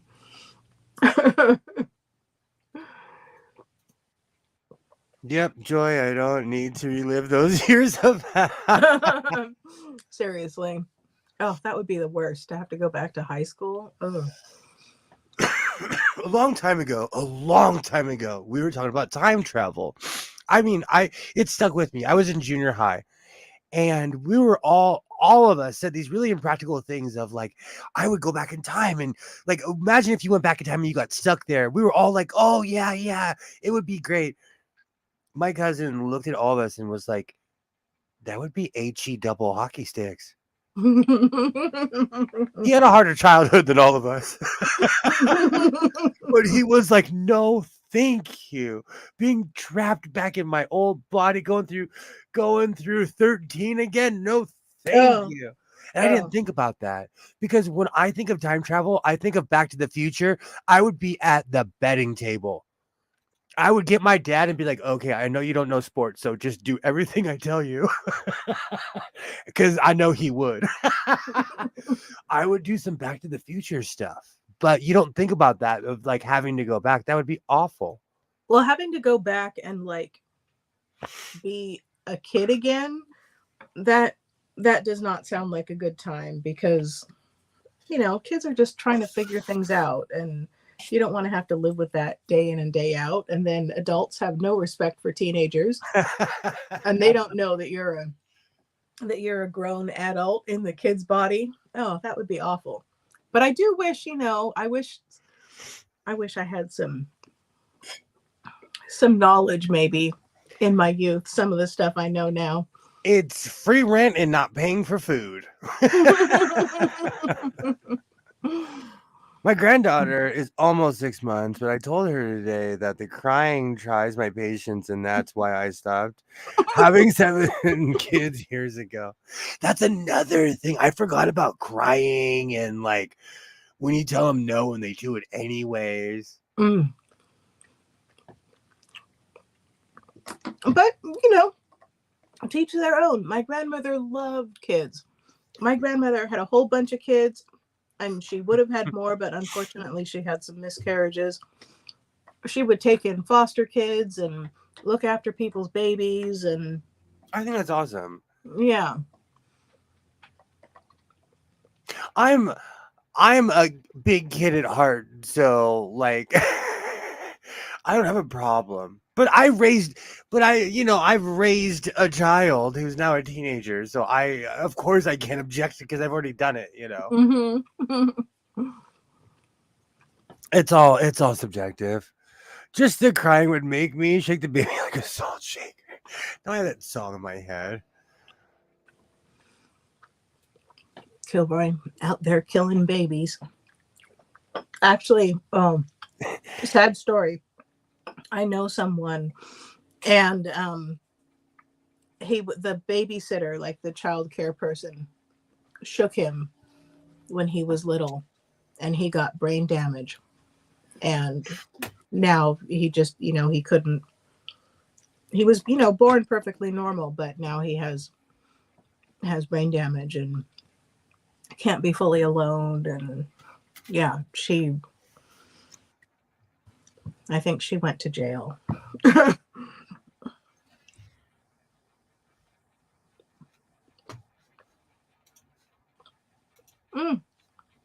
a good night, butterfly. I didn't but I got whoa! Nice. That is awesome, butterfly. 4 featherweights, one of us. One. Did you get anything at the the featherweight shop featherweight days sale? Anybody? That's a total score. I stay away from all that online stuff, or I'd have 3. I would have 1,000 sewing machines. Oh well, no. They're featherweights. I didn't mean. Did you buy a machine from them because they're like, repaired to perfection and all of that. They're quite expensive. But no, all of the excuse me, they have a lot of other accessories and things for repair and sewing supplies and stuff like that. So I splashed out on some Wera screwdrivers. So I'm waiting for them to come. Gilroy. That's why you're first officer, Kilroy. You say it how it is. Did you get your coffee, Alibaba? Cheers. Yay! I know it's some yodeler time. I had such a crazy day running around and buying stuff.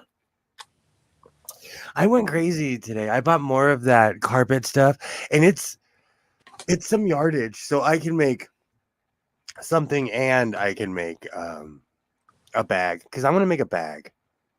Carpet stuff? I don't think I know this carpet stuff. Oh, I'll grab it in a second. Okay. You showed up, so I'm like, okay, cool. We can have those 4 yards of conversation now. Have a good night, butterfly. I hope you had a nice retreat. Oh, now I've got my glasses off. I see stuff in the chat. I think I missed something earlier too. Oh no, butterfly forgot to go back to the cart in order. You know what's so funny? I hit buy now. I'm crazy. Amazon loves me and hates me at the same time. I'm Schrodinger's customer. Don't forget to go back to the card. Yikes! There was a scam singer 222 for sale in SoCal. Alert for 300. He has tried this in Oregon. Do you know what? I love hearing about people like that because I'm the guy that would fall for that scam. What was the scam? Like he sells it and then doesn't send you anything, or? I think the featherweight shop is a bit overpriced for me. Yeah, it definitely depends on what you're getting. Yeah, I'll just leave it at that. Depends on what you're getting. All right, that's it. Sewing has officially jumped the shark when they are scam sewing machines.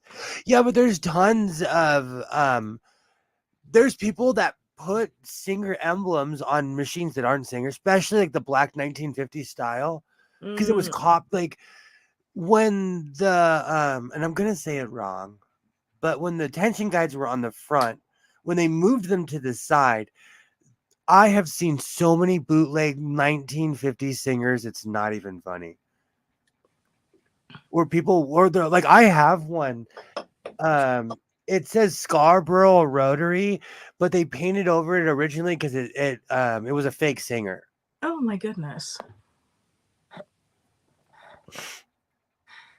I've been trying to get that machine going since I bought it, and I've never got it going.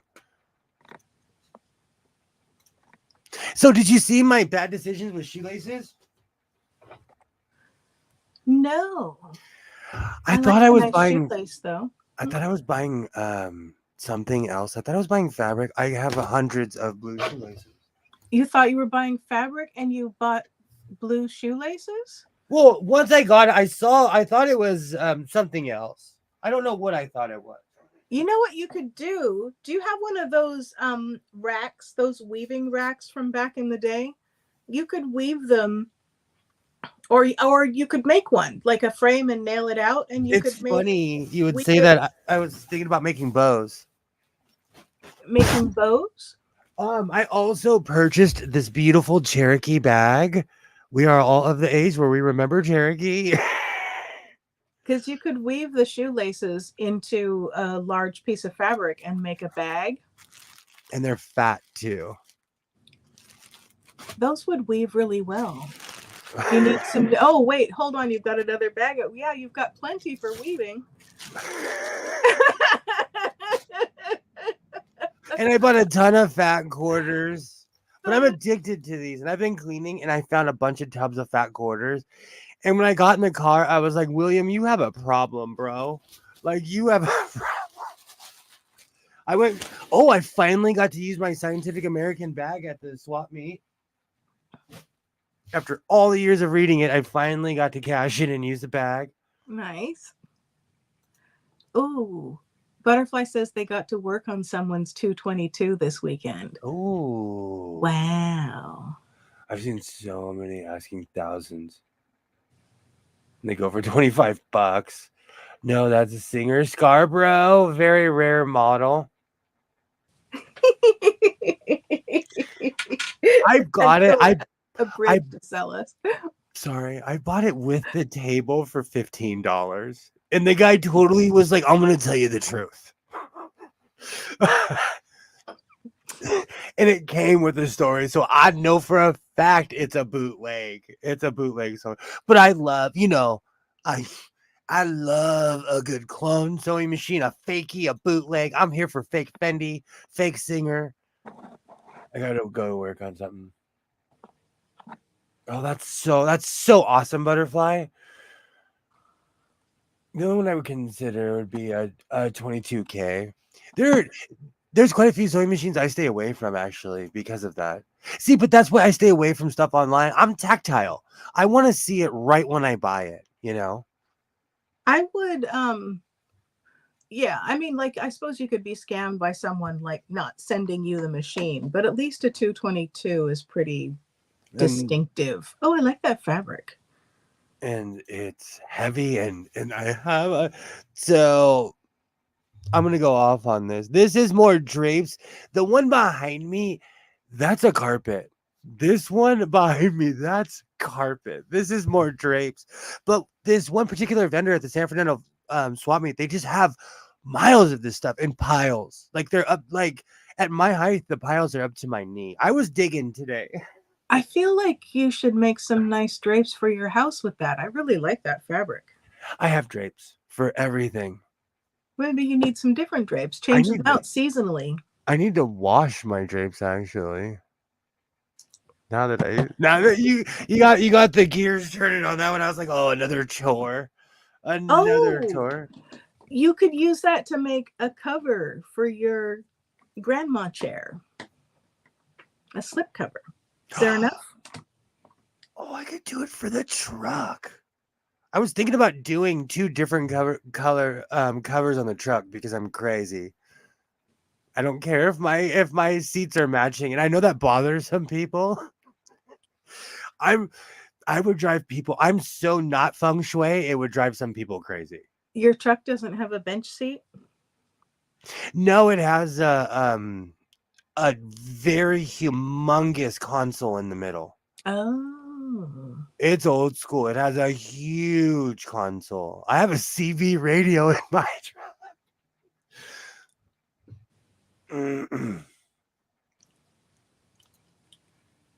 No, Alibaba, it's I have two seats in the front, and the back has this weird pleather bench seat.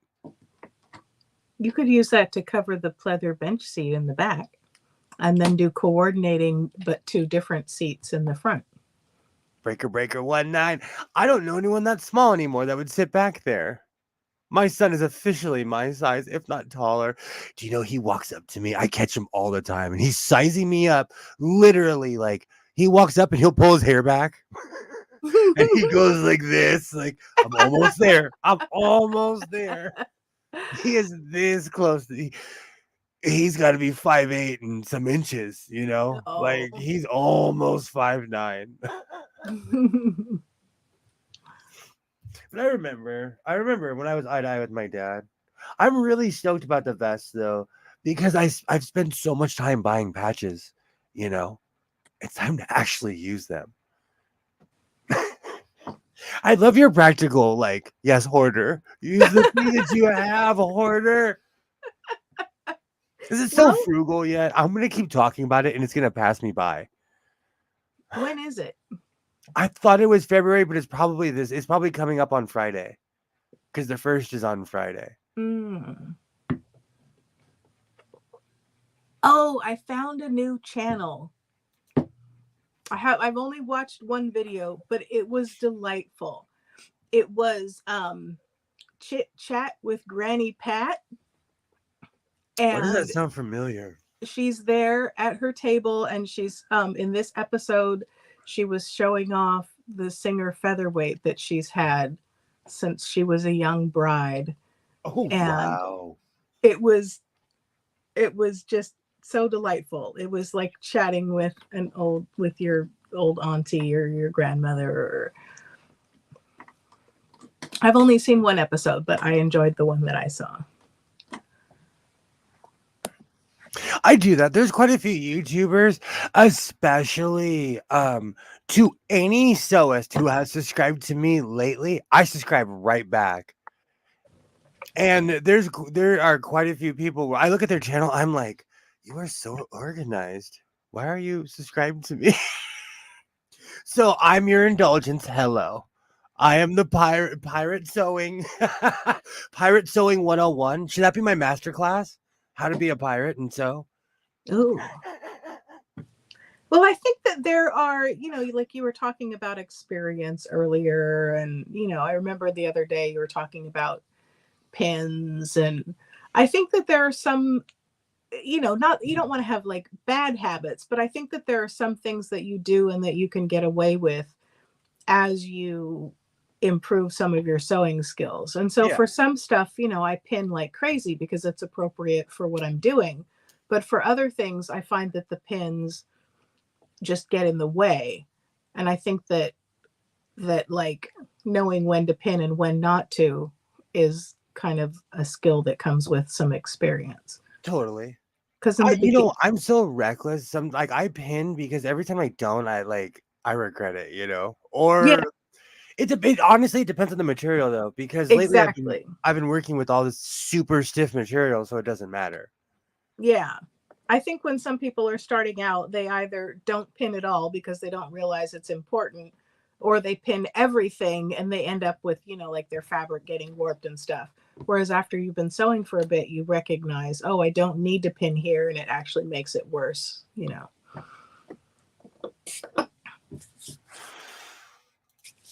is Saturday. Oh, and these are only the political ads that I could. Hold on. Okay, good. That's the non-doxy side. These are all the political ads that I could just muster. I have another pile. I will be making another political palm tree this year. Oh, okay. I was like, why are you saving those?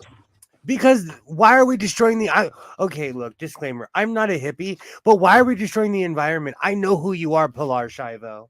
I know who you are, Adam Shift. You're on TV every day, bro. You don't have to send anything to my house. I know who you are. I don't know who you are, but people do not like Chris Holden. And the funny thing is, I got the cops voter guide because they're trying to tell me who to vote for. I will vote for who I choose to. Thank you very much. Over it. And be careful. Like some of these people, I think I went to high school with some of these people.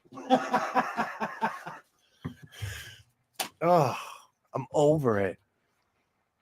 Do you get a ton of political ads? All junk mail goes directly from the mailbox into the little basket that I have by the door for junk mail and gets recycled. So you're practical. It was a necessity because otherwise it was piling up. Pinning is for people who have too much time on their hands. Just push it through the machine. That's my motto. Yo ho ho.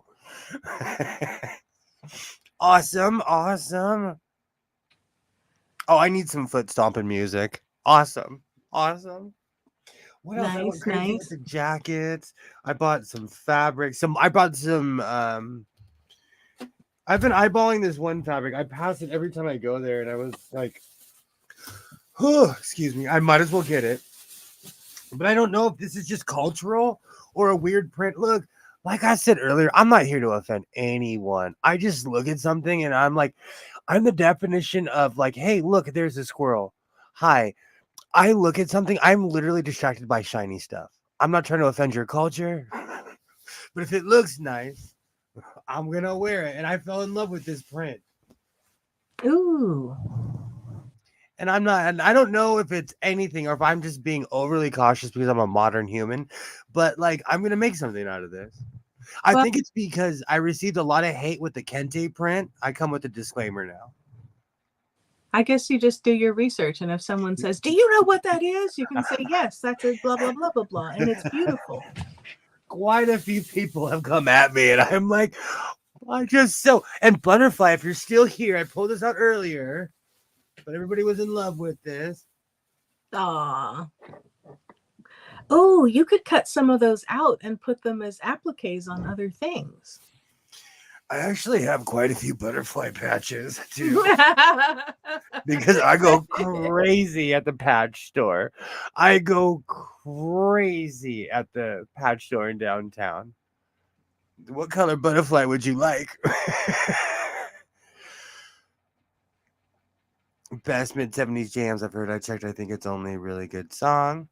One part in the print is type is a set marker for Lily Gap. I think the X is kind of a mark. Let's see what else. I feel like there's I bought the Negro Leagues hat. This is gonna look great. And I saved this thing. This thing was filthy, and like it's white. I should do a tutorial. One day I'm gonna record myself. This thing was black inside. Oh. Oh yeah. This thing was trash. And I knew I could bring it back to life. So did you put it in the washing machine and then reblock the brim? Oh, twice. And I got it for $1 because the guy did not know anything that had anything to do with Negro Leagues. And so I was like, how much is this? He's like $1. I was like, yoink. Hey, Rashad, how's it going?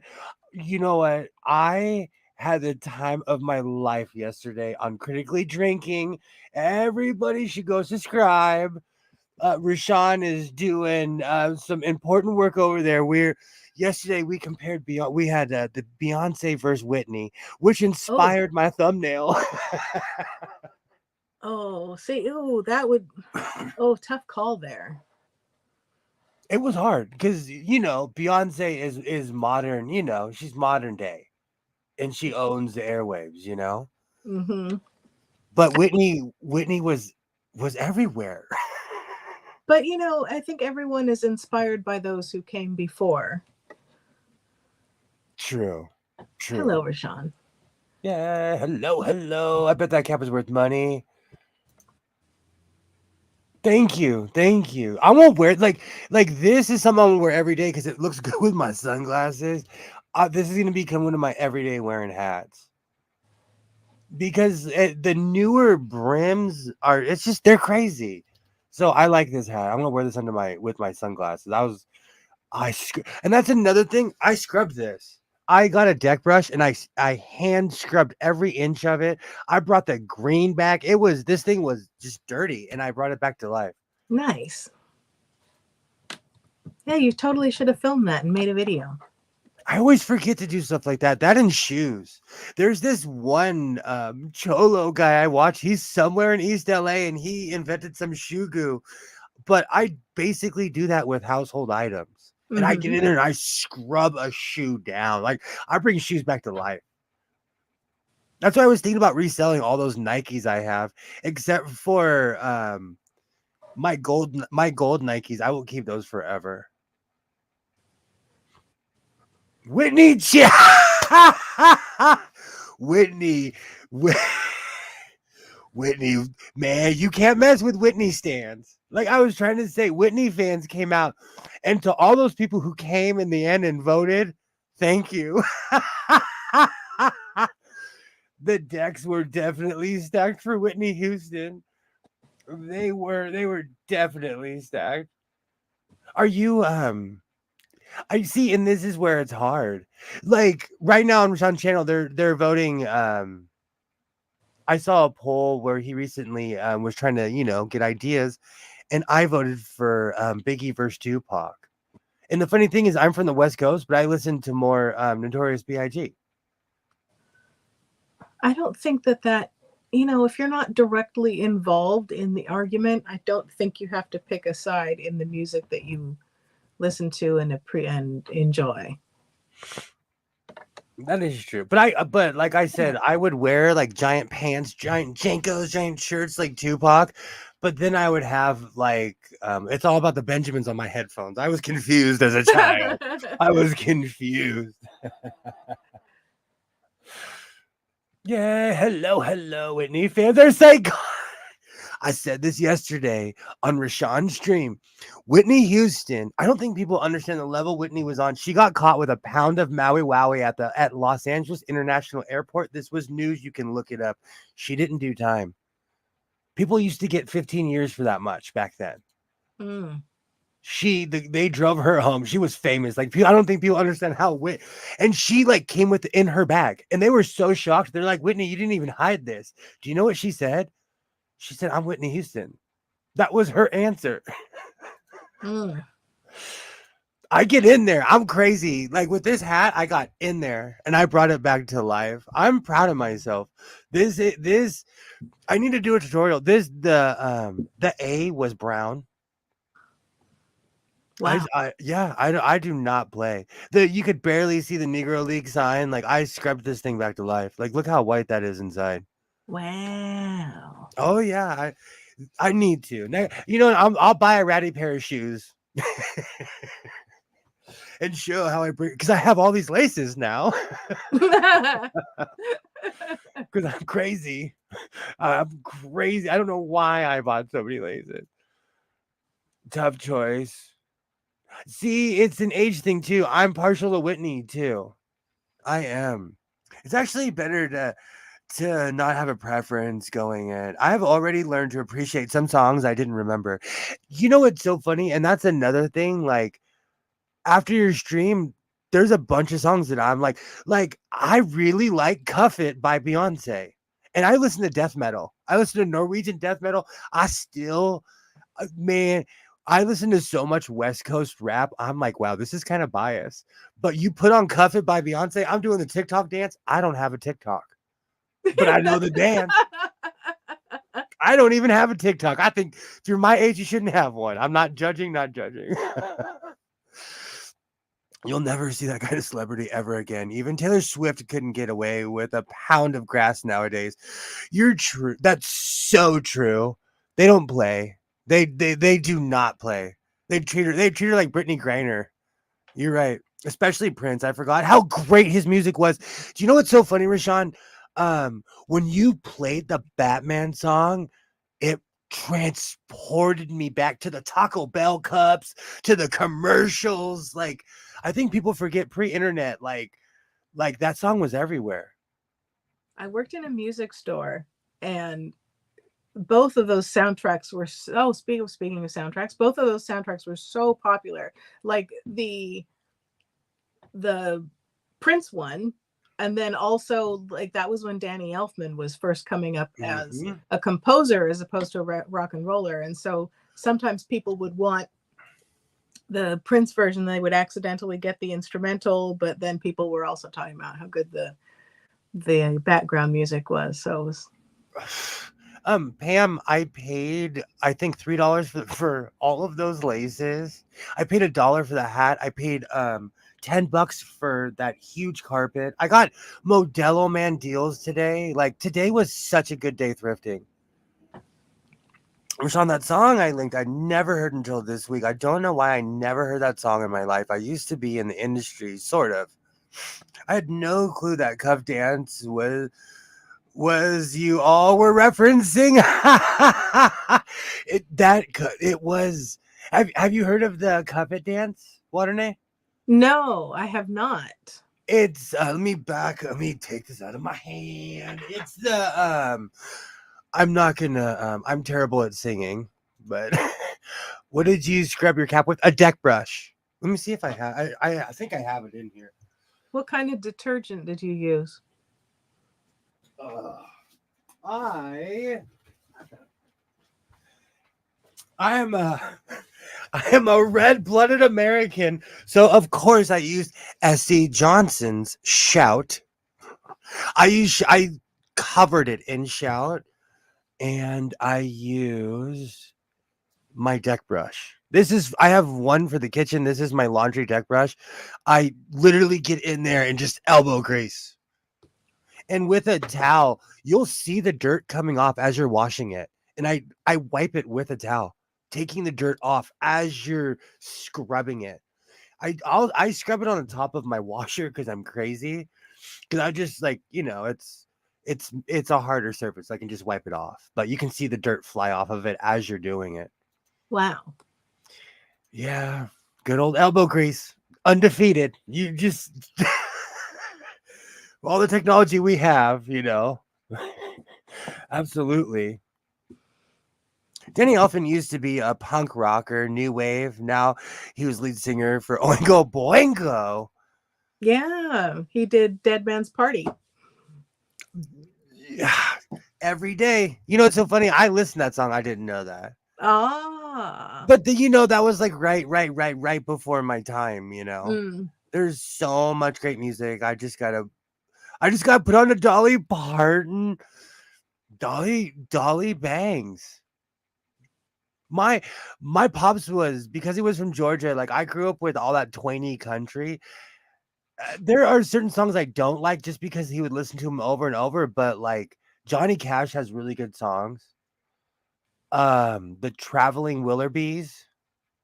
My Wilburys? pops, yeah, there you go. My pops was obsessed with them. I still can't pronounce it. There's a ton of good music out there. Dolly Parton early stuff is nice. Absolutely. What is your channel, Rashawn? It's called Critically Drinking. And if you go to the last video, you'll see my crazy self up there. I love intelligent discussion, and Rashawn's channel, they have intelligent discussions on critically drinking. So it's great times. Great times.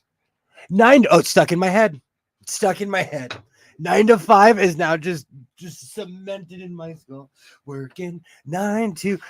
That's the song I sing at the youngins when they're like, "Why did I get this job?" And I'm like, "Working 9 to 5."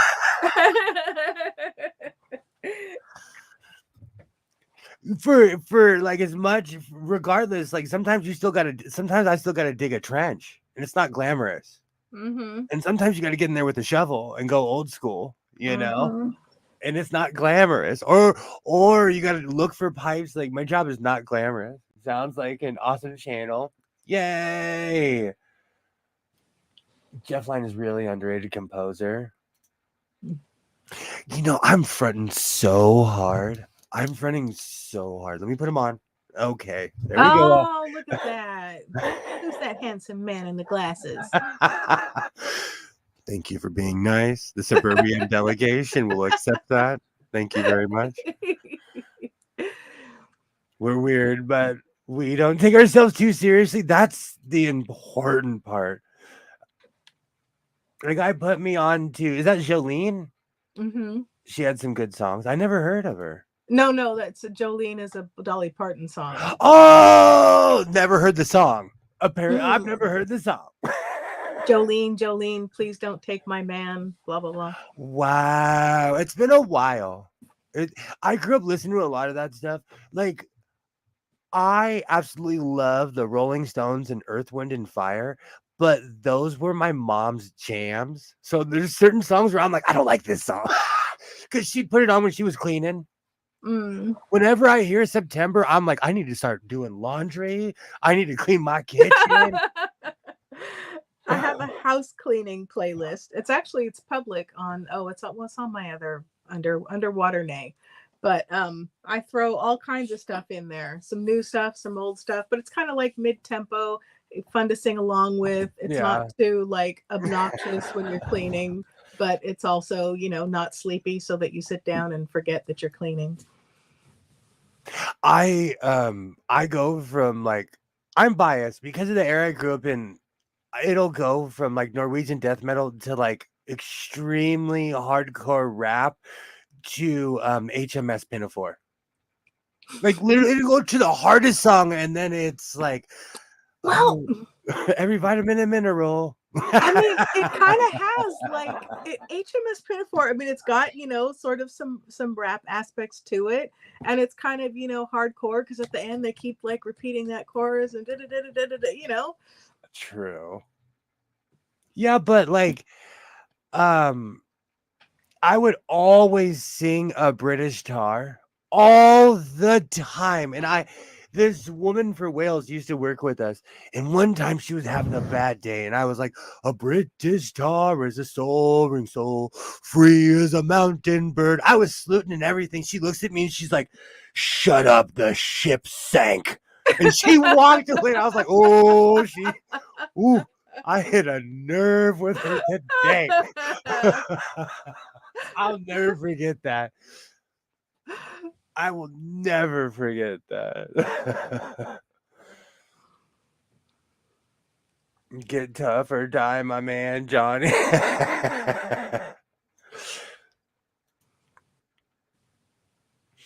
It- I don't know. There's all kinds of stuff. You know what's funny? Because of the internet, there's all kinds of music I didn't know I was into.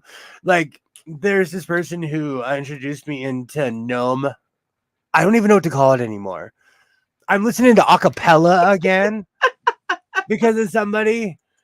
I Well, go you from know, music. I sent you the gnome because it was just such a sight to see. Oh, Chapel Heart.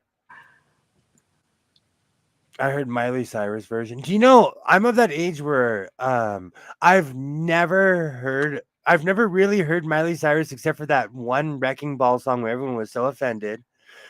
And I was so glad that when I played the Megan the Stallion song that Waternay and I had no idea who she was talking about. I had to Google half the people she was talking about.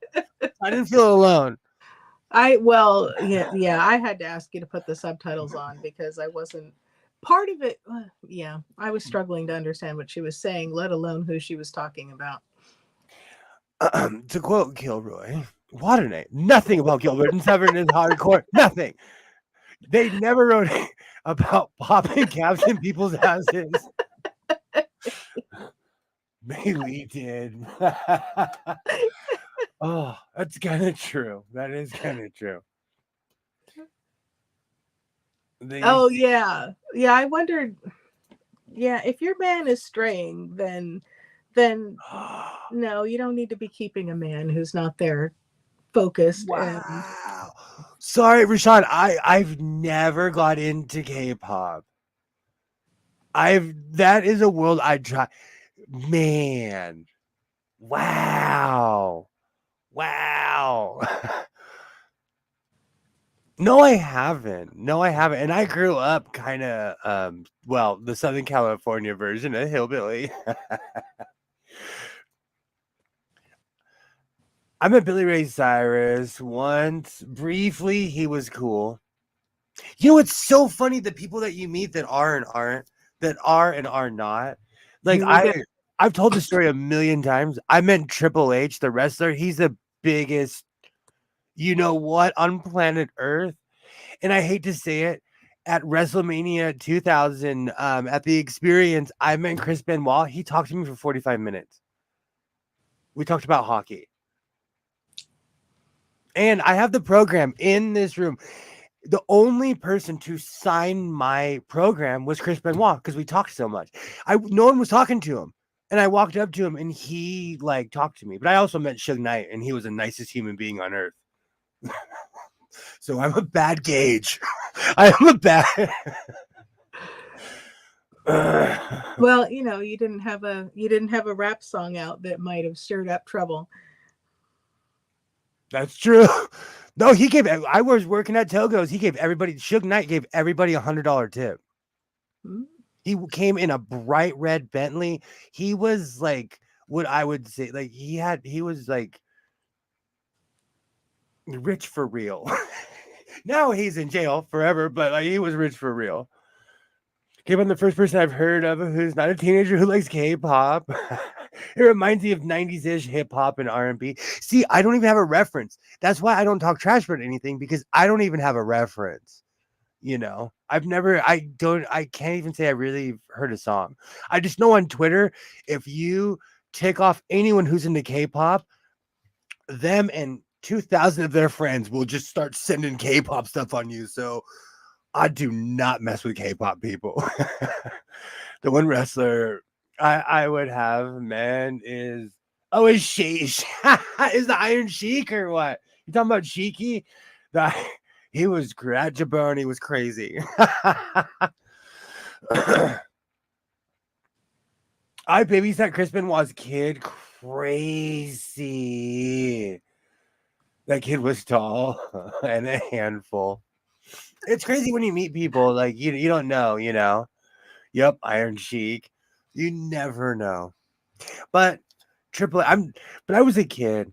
I And when I met Triple H, it was like during the early days.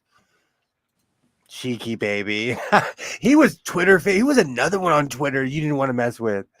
Iron Sheik would come at you. At 13, he was almost 6 feet tall. Wow. My son's best friend is 12 or 13. He's like he's like a year or two younger than Isaiah. He's 5'11. Wow. Gonna be a big boy. I remember he's like, "Hey, Mr. Sewing." I was like, "Who are you?" I haven't seen him in a while. He's bigger than me. I've known him his whole life. He came to my house. I was like, "Oh, you're gonna have to duck to." I'm in a Hobbit house. I am in a Hobbit house. K-pop feels like the kids that grew up with older siblings who watched TRL and 106 in Park. Oh, those were the days. I need to get my piano in here. When my son saw this table, he was like, "Oh, you finally got a piano stand." I was like, "It's a sewing table." He's like, "You have a problem, sir. You have a problem." K-pop is interesting. Not something I would regularly listen to, but I'm stuck in the 90s. Hey, let's have a quick talk. You know I live there. I mean, my references are from like 1988 until 1998. So I'm right there with you. I'm stuck in the 90s too. But 1989 was one of the greatest years of all time for MTV. Bobby Brown, like undefeated. 1990 was a good year too.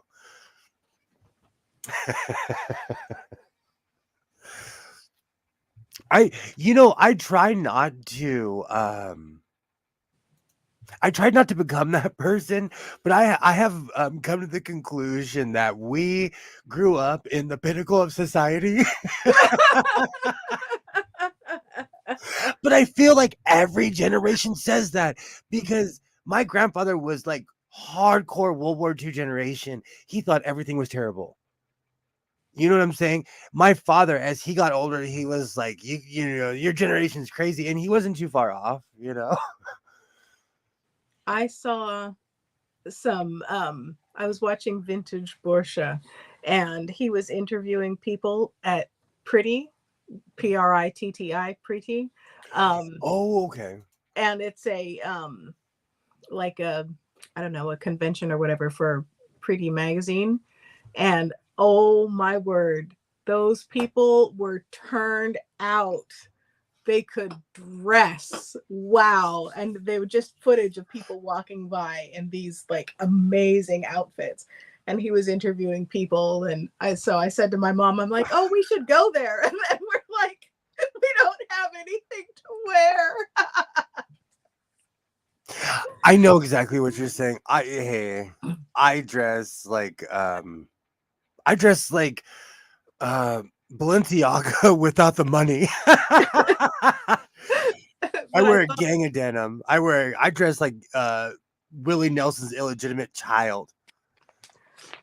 Every generation thinks that they grew up in the golden age and everything's going to hell. You can see this all the way back through the ancient times. I agree. I thought of the Pretty though, because a lot of people were, it was, the the resurgence and popularity of suits and liking vintage styles and things. So it was like a look back to when times were better, quote unquote. Okay, but like as someone who possesses a lot of pictures from the 1800s, everybody looks like they smelled bad in those pictures. I have a picture of my grandmother's, like I have a picture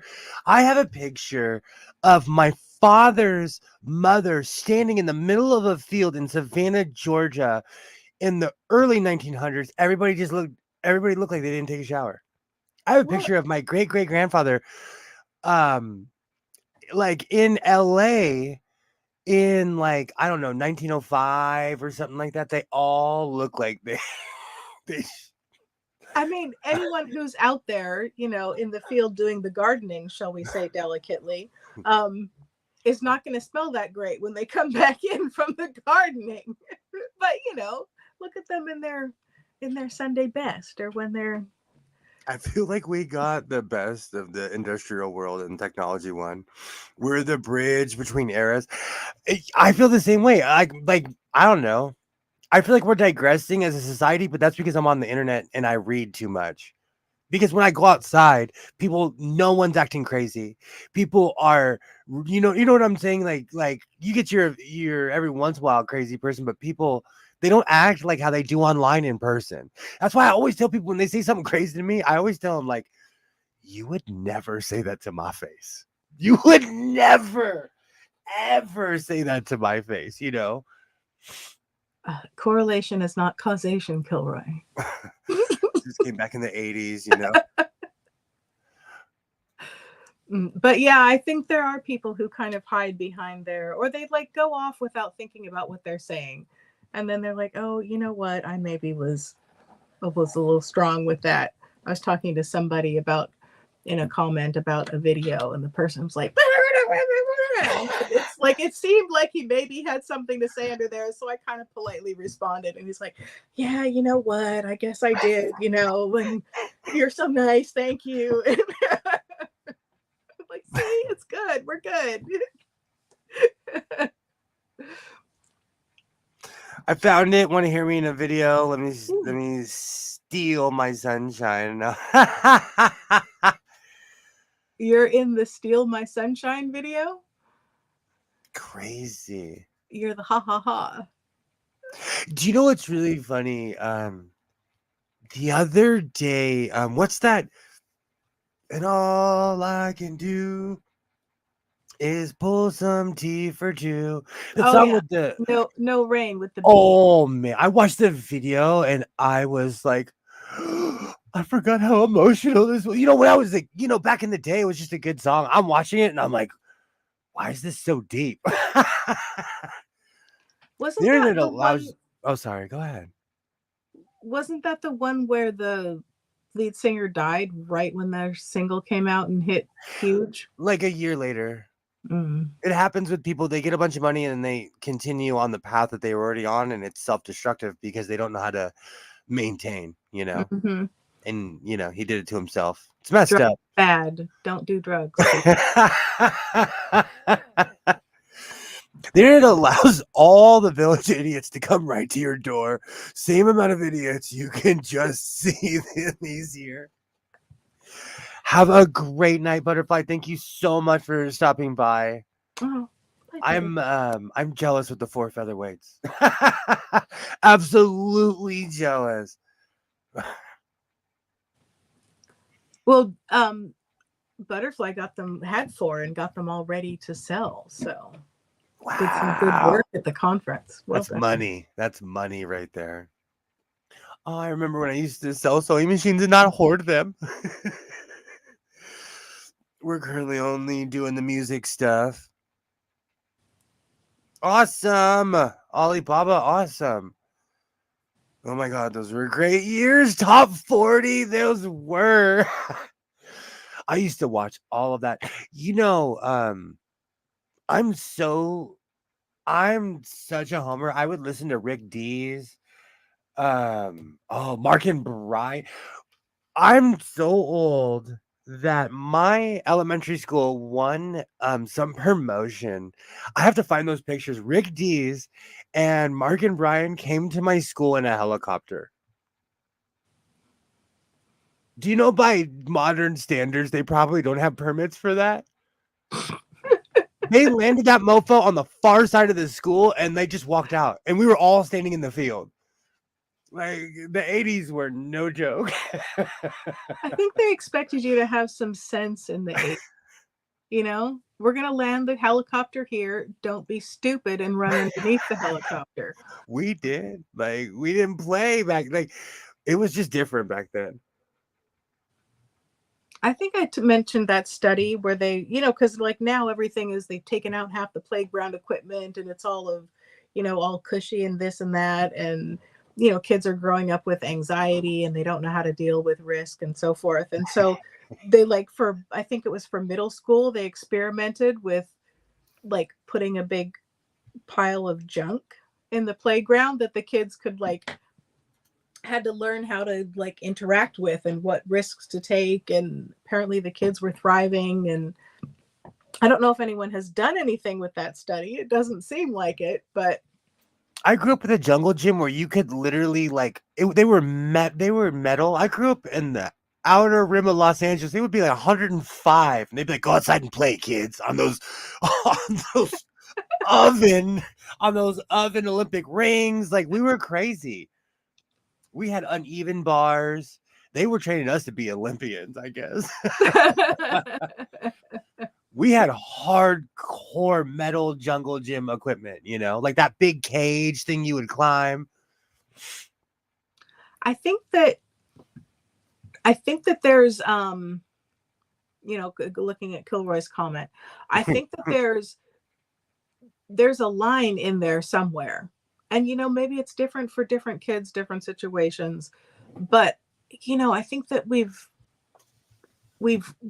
gone too far, and we're so overcautious that it's harming our kids. Whereas before, I used to walk to kindergarten by myself when I was 5. And, you hear about like your grandparents' day, and they'd send the kids off to play, and the 4-year-old's looking after the 2-year-old, and they'd come home later. And, that probably was not ideal. I was like literally feral. Like I would go from my junior high, I would wander to my grandparents' house because they were like the definition of senior citizens. You know what I'm saying? Like my parents didn't know where I was. And I'd walk home after I went to my grandparents' house, It was a different time. When I was growing up, we had the easy bake oven where you could burn yourself and make bad food. I love that. The little tiny cake mixes. I had the Holly Hobby version of one of those. Oh, Holly Hobby. Wow. Yes, the metal equipment, chain link swings. It feels so dangerous in hindsight, but it was a blast. Absolutely. And let me tell you, still to this day, I can swing from one thing to another and grab it and not be scared. This is true. Those were good days. I think the safety regulations are fine. People have just been worked up into thinking that criminals are everywhere waiting for to take their kids, when that's the opposite of the truth. It's so true. And I think that we have some infantilizing going on, because, you'll have older kids, adolescents, teenagers, and they're treated the same way as little kids. And it's just not the same thing. And so like like what was that one with the lady in New York, and she let her like 11-year-old son take the subway home by himself, and people are like, "What are you doing? That's not safe." Whereas, I would argue that 11 is old enough to get home safely from school by himself. So same when I was but see, I grew up in the same neighborhood as my elementary school, so I would walk home because it's like I could probably throw a football and hit the field from here, so it's one of those things. I got taken into custody for a push soapbox cart. Military family, so we mounted a top with 2 Laws rocket cylinders. Great for aiming bottle. I don't think I've understood that, because I'm picturing a soapbox tank. I'm not sure what. I think I need some clarification. With a rocket launcher. Either that or jet engines. What are we talking about here? Hey, if you give me some dry ice, I'll turn into Mr. Wizard. I'll show you some stuff.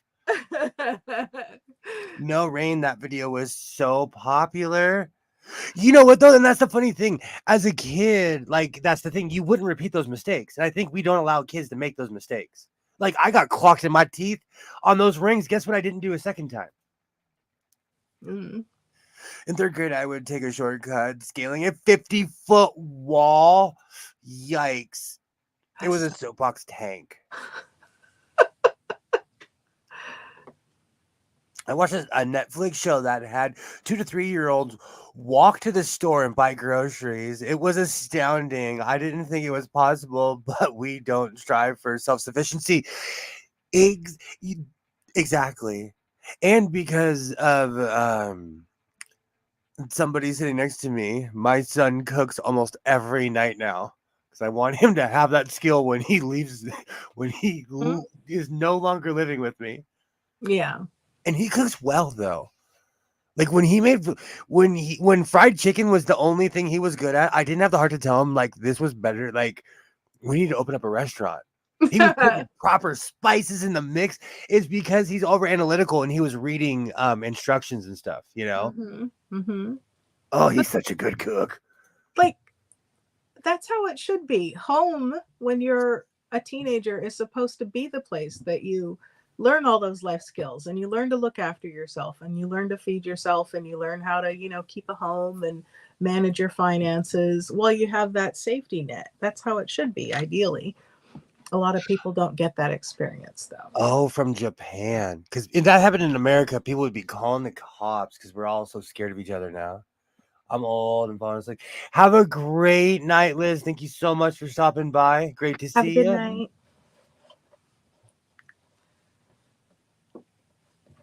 Would you teach your 7-year-old son how to use a firearm?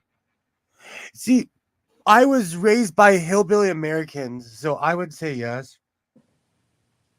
I think if you have a home that has guns in it, then you need to teach your kids about gun safety and familiarize them with them so that they don't do something dumb by accident or out of curiosity.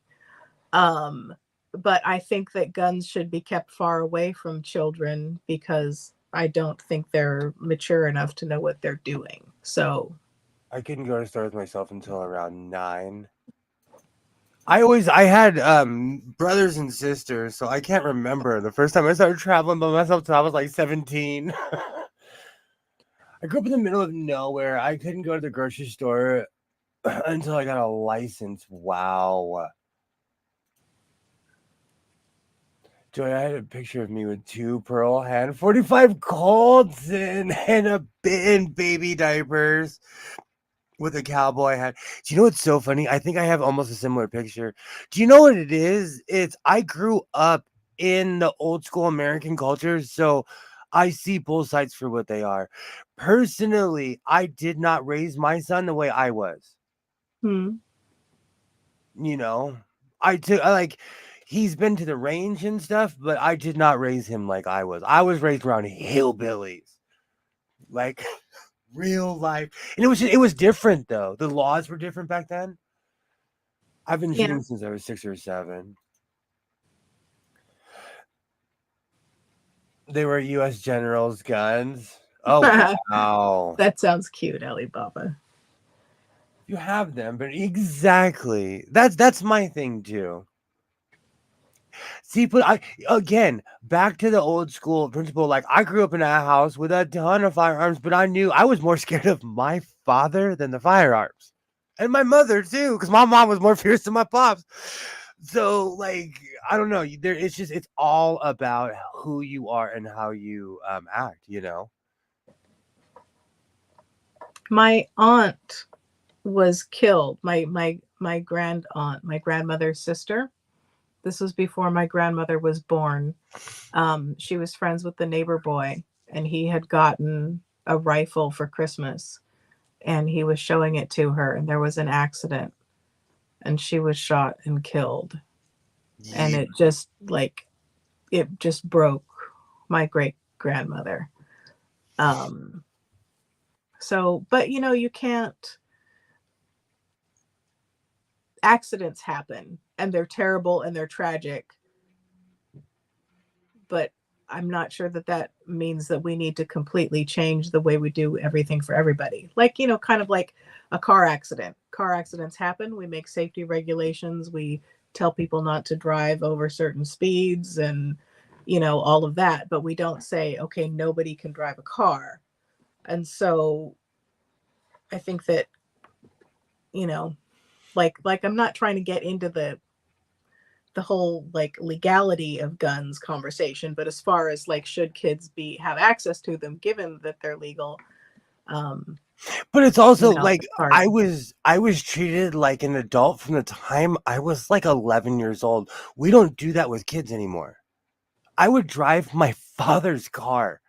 And I had brothers, like my pops would give me the key, like you gotta learn someday. Like it was just a different time, you know? It was a way different time. That is a tragedy. That is absolute a tragedy. Yeah. And Heart. I hate it when people use it as an excuse too. And I'm trying to not use it as an excuse because we feign ignorance and we'll say, oh, blah, blah, blah, blah, or like, I've read quite a few Bell Hooks books, and she predicted the future because we were so like mean towards each other. We were, what do you expect the kids to turn into? You know? Yeah. Yeah. And when we have a like a when there's like a a lack of value to life or like a there's like a superficiality, I think, that's makes it for a disconnect. I think a lot of people, because the way society goes with, the internet and everything is kind of separated and just disjointed. I think a lot of times some people have, a mental health issue, and they can't connect like the actual effect on people with their actions. um Absolutely. And I would like to point out that Joy is the one who sparked this intelligent conversation, and we thank you here in the House of Sewing. No, I am biased because I grew up hillbilly. I don't know what the answer is anymore. Society is going down the tubes, at least in America. So I can't sit up here and judge anyone. I don't know what the answer is.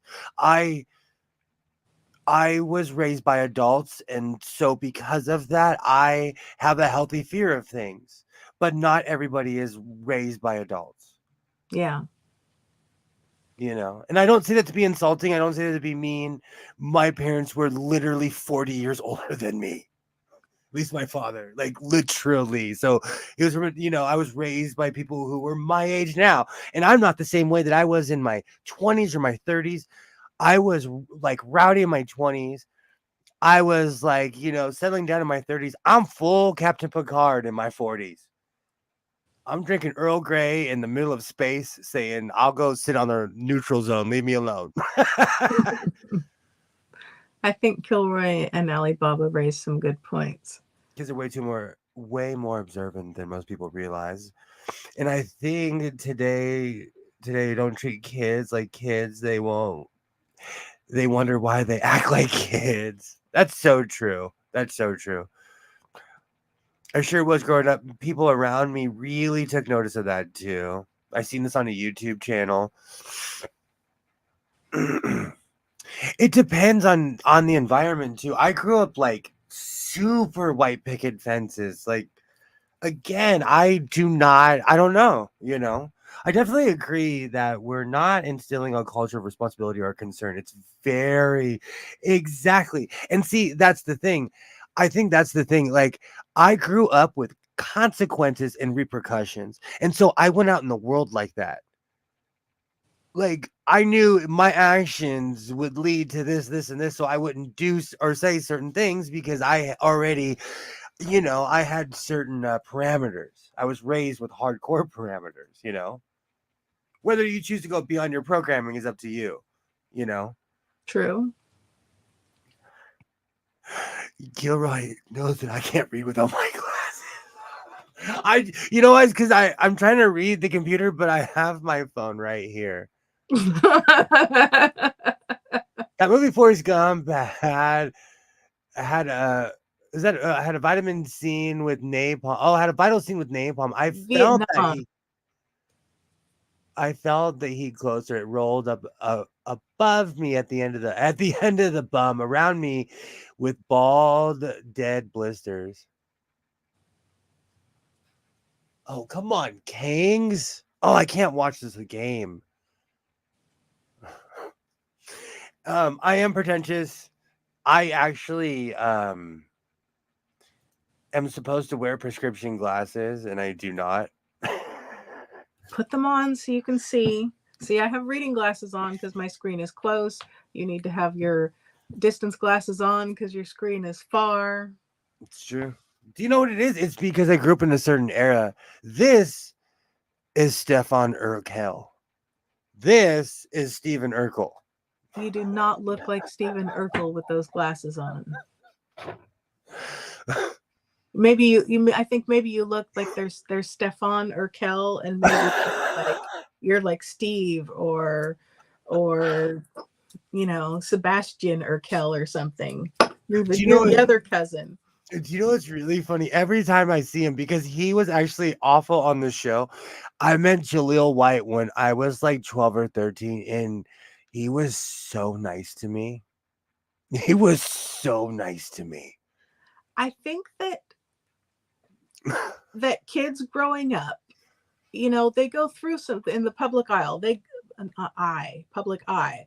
I think that they go through some stuff, and it's a hard place to grow up, and their mistakes are magnified. And I remember when Justin Bieber was like doing all this stuff and getting into trouble, and my friend was commenting on it, and I said, he's 18. What stupid stuff did you do when you were 18 or 17 or whatever? And my friend said, he's only 17. I'm like, yeah, he's been in the public eye so long that we forget that he's just a kid. And you would be really glad that you didn't have camera on you all the time when you were young. I was thinking the same thing. Like I would be just like, they would be like, oh, can you believe Sewing did this again? Like, I made so many mistakes when I was a kid, but that's what you're supposed to, because you live and you learn, My typing, same, Ollie, same. It's a time of life where I need to stop. Do it. Make sure your eyes are healthy. Get the corrective eyewear you need. See, I wear contact lenses, but now I've gotten old and I have to wear reading glasses. Grumble, grumble when I have my contacts on. Do you know I'm finally of that age where like I want to take advantage of those lens crafter deals. I keep on seeing those like, oh, we'll give you now. Back in the day, it used to be like one pair and some sunglasses. Now they'll give you two pairs of sunglasses. I'm sorry, two pairs of glasses and a pair of prescription sunglasses. Hey. Yeah, for the same price, for like $2 or something crazy. You could get some like simple glasses, and then you could get some in some like wild colors to express your creative self. My boss recently screamed at me because we were in a meeting, and they were like, oh, okay, so we need the miles. And I was like, I pulled a clipboard up. I was like, okay, and blah blah blah. And they were like, are you kidding me? And I was like, no. And I thought they were talking about the mileage. They were talking about the fact that I put the clipboard like right on my face. That happened. I had a roommate back in the day. He just suddenly laughed and he said, I thought maybe your phone was broken, and then I realized you were just using it. And that's because I'm so blind that if I don't have my contacts on, I have to be like this with my phone to be able to see it. I'm like that too. I had to stop myself because the bill would have been higher than I was willing to pay. But I almost bought that weird new flip phone. It's basically the size of two iPhones. It's a flip phone. It opens up. Man, you're walking around with a mini tablet in your pocket. I kind of want one. I wouldn't have to wear my glasses at all if I had that. That's it. Eye appointments for everybody. When we check back in on Monday, we'll see if Kilroy made an eye appointment, if Rashawn made an eye appointment, if William made an eye and dentist appointment. Have a great night, Rashawn. Thank you for stopping by. Had a great time on Friday. Bye, Rashawn. Call the optometrist. See you. Justin Bieber on the street musician before he was famous. Justin Bieber is another one. Him and his buddy, they hit a paparazzi and got away with it. Oof. In a Lambo. Sorry. I have a question though. Was it one of those where it sounds really bad, but then when you look into it further, it's because the paparazzo like ran in front of their car, or he was standing on an off-ramp on a Los Angeles freeway. Mm-hmm. trying to get a Well, picture of Justin Bieber. yeah. I mean, you're gonna get hit by a car if you do that.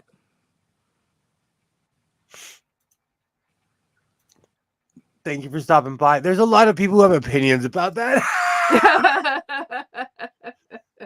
Because if Joe Schmo did that,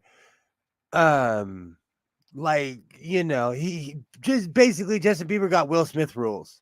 He got like, I think Justin Bieber got a lot of really unfair and nasty hate. He was just made a teeny bopper music, not all the music he had. It's Tchaikovsky. Do you want to know how I know how to say that? Because I still own actual cassette tapes and I have almost like Tchaikovsky's complete works. And I buy tape decks because I will keep Tchaikovsky alive forever. I like some. I'm not even kidding. I'm not even kidding. Like I have I have everything Belle Biv DeVoe ever put out. The Smoky Ridge Boys. I have all kinds of tapes. I feel like a curator to a museum. He played 70s music on the street too. I think about that all the time. When I see street entertainers like in LA, I'm like, I wonder if any of these people are going to be famous one day. Paparazzi deserve way more than getting shocked. No, this guy, like, I'm trying to like not say the word, but this guy was offed. This guy, like, they hit him in a Lamborghini turning a corner at like 90. He seems like a good kid way back then. Paparazzi are human. I'm not a fan. Okay, a long time ago, I went to this place called the Grove. And we parked way, way up in this parking structure. It's next to one of many Paramount CBS studios. I'm sitting in the car with my ex-girlfriend. We're hanging out, and I look over, and she taps me. She's like, "Look over." This guy, he reached in his bag. We thought he was gonna pull out like something bad. He pulled out a telephoto lens. I'm not kidding you. The thing was this big. Mm, I'm not even telling fishing stories. The thing was huge. And he's in the parking lot just taking pictures of people randomly coming out of the studio. mm. Like they're obsessed. They're beyond. And he didn't even notice us. We were talking loudly, like smoking cigarettes, walking past him. He didn't even move. He didn't even move because we thought it was kind of creepy. Yeah. And I'm nosy, so I peeked over, and that's how I know CBS Studios is next to the Grove. It's the only reason I even know it. It's Paramount now. It's a Paramount building now. But like, yeah, I'm not a fan either. Trust me. Like, I watched a documentary about the Kate plus 8. Is that her name? That show? Or Mm, okay, I'm not a fan of Kate at all. But they had this house. The paparazzi, they were hanging out in the bushes by their house. yeah. People were camping out. Like that's scary to me. That's like, nah, man. If you're taking pictures of my kid, I'm gonna go Alec Baldwin pre prosecution, pre craziness. And I think that there's a difference between, oh, I'm at this public event and you're taking pictures of me for this public event and like stalking in the bushes. Like, Big time. you Big know, time. And that's the thing. And I think that's my big thing. I'm anti-stalker. yeah. And so in that sense, like, it's weird. But if you think about it, if you really think about it, excuse me, I'm like acid reflux in human form. If you think about it, every time I go to downtown, every time I'm walking around, I'm on camera. Every corner I turn, every inch in downtown is covered in cameras. So I'm being watched at all moments, Not like I'm doing anything important or worth reporting, but like, if you want to take photos, get a press pass and do it legit. Don't be a damn stalker. Do you know what's really funny? There's somebody who I don't respect, but they had the ultimate hookup to get a job at TMZ. And he was so mad at me because I turned it down. And he thought I was crazy. And I told him that's legal. That's like, that's stalking. I couldn't do that. Yeah. Yeah. And I equate it to a party, like celebrity. I kind of think of it like a party. If I met someone at a party, you might have like a conversation with someone, but there are certain you've just met. There are certain things that you don't ask, you don't talk about. You certainly don't like go to their house and spy through their windows and then follow them all the way to the party. It's like, Okay, but I will concede that in modern times, if you meet someone and you're like, "Hey, I'm blah blah blah and blah blah blah," they walk away. You could go on Facebook and see if you have any mutual friends and know everything about them within 5 minutes. It's a little bit different now than back in the day when you would meet somebody and give them your phone number, and that was the only interaction that you would have. well, but I mean, again, like you're not supposed to be hiring a detective for this person that you met at a party, and like, True. but like, and not even like someone that you're like trying to date, but that like that level of interaction and that sort of, you know, it you're not supposed to be like digging up all the dirt and, gossiping about the person and like talking to the person who knows the somebody who might know the somebody so that you can get their phone number and you can do the thing, like all of that. That would be bad etiquette. But like, not, I don't know. I kind of appreciate today's modern world. Recently, I was talking to one of my soccer mom friends, and we were talking about someone we knew. And this person I used to hang out, and I just found out that person was married when I was hanging out with that person, and I didn't know Mm, because this individual said that they were divorced, mm, and because they would like, I have my own house, we'd hang out at my house or whatever. I didn't know. mm. And she looked at me and she's like, "Oh, I wish I was 40 and naive." And she was like, "Sir." How you find out all these funny things at MMA class. But if I'd had, modern Facebook, I could have found out in 10 seconds. All right. Analogy. I've gone full waffle. I want to thank everybody who's made it through this live stream. I went crazy today. I went absolutely crazy today at the swap meet. This week's going to be interesting. I'm pumped full of coffee, so I'm going to try to finish a few projects. I started something last night. I can't find the arms, so I'm just going to add different arms.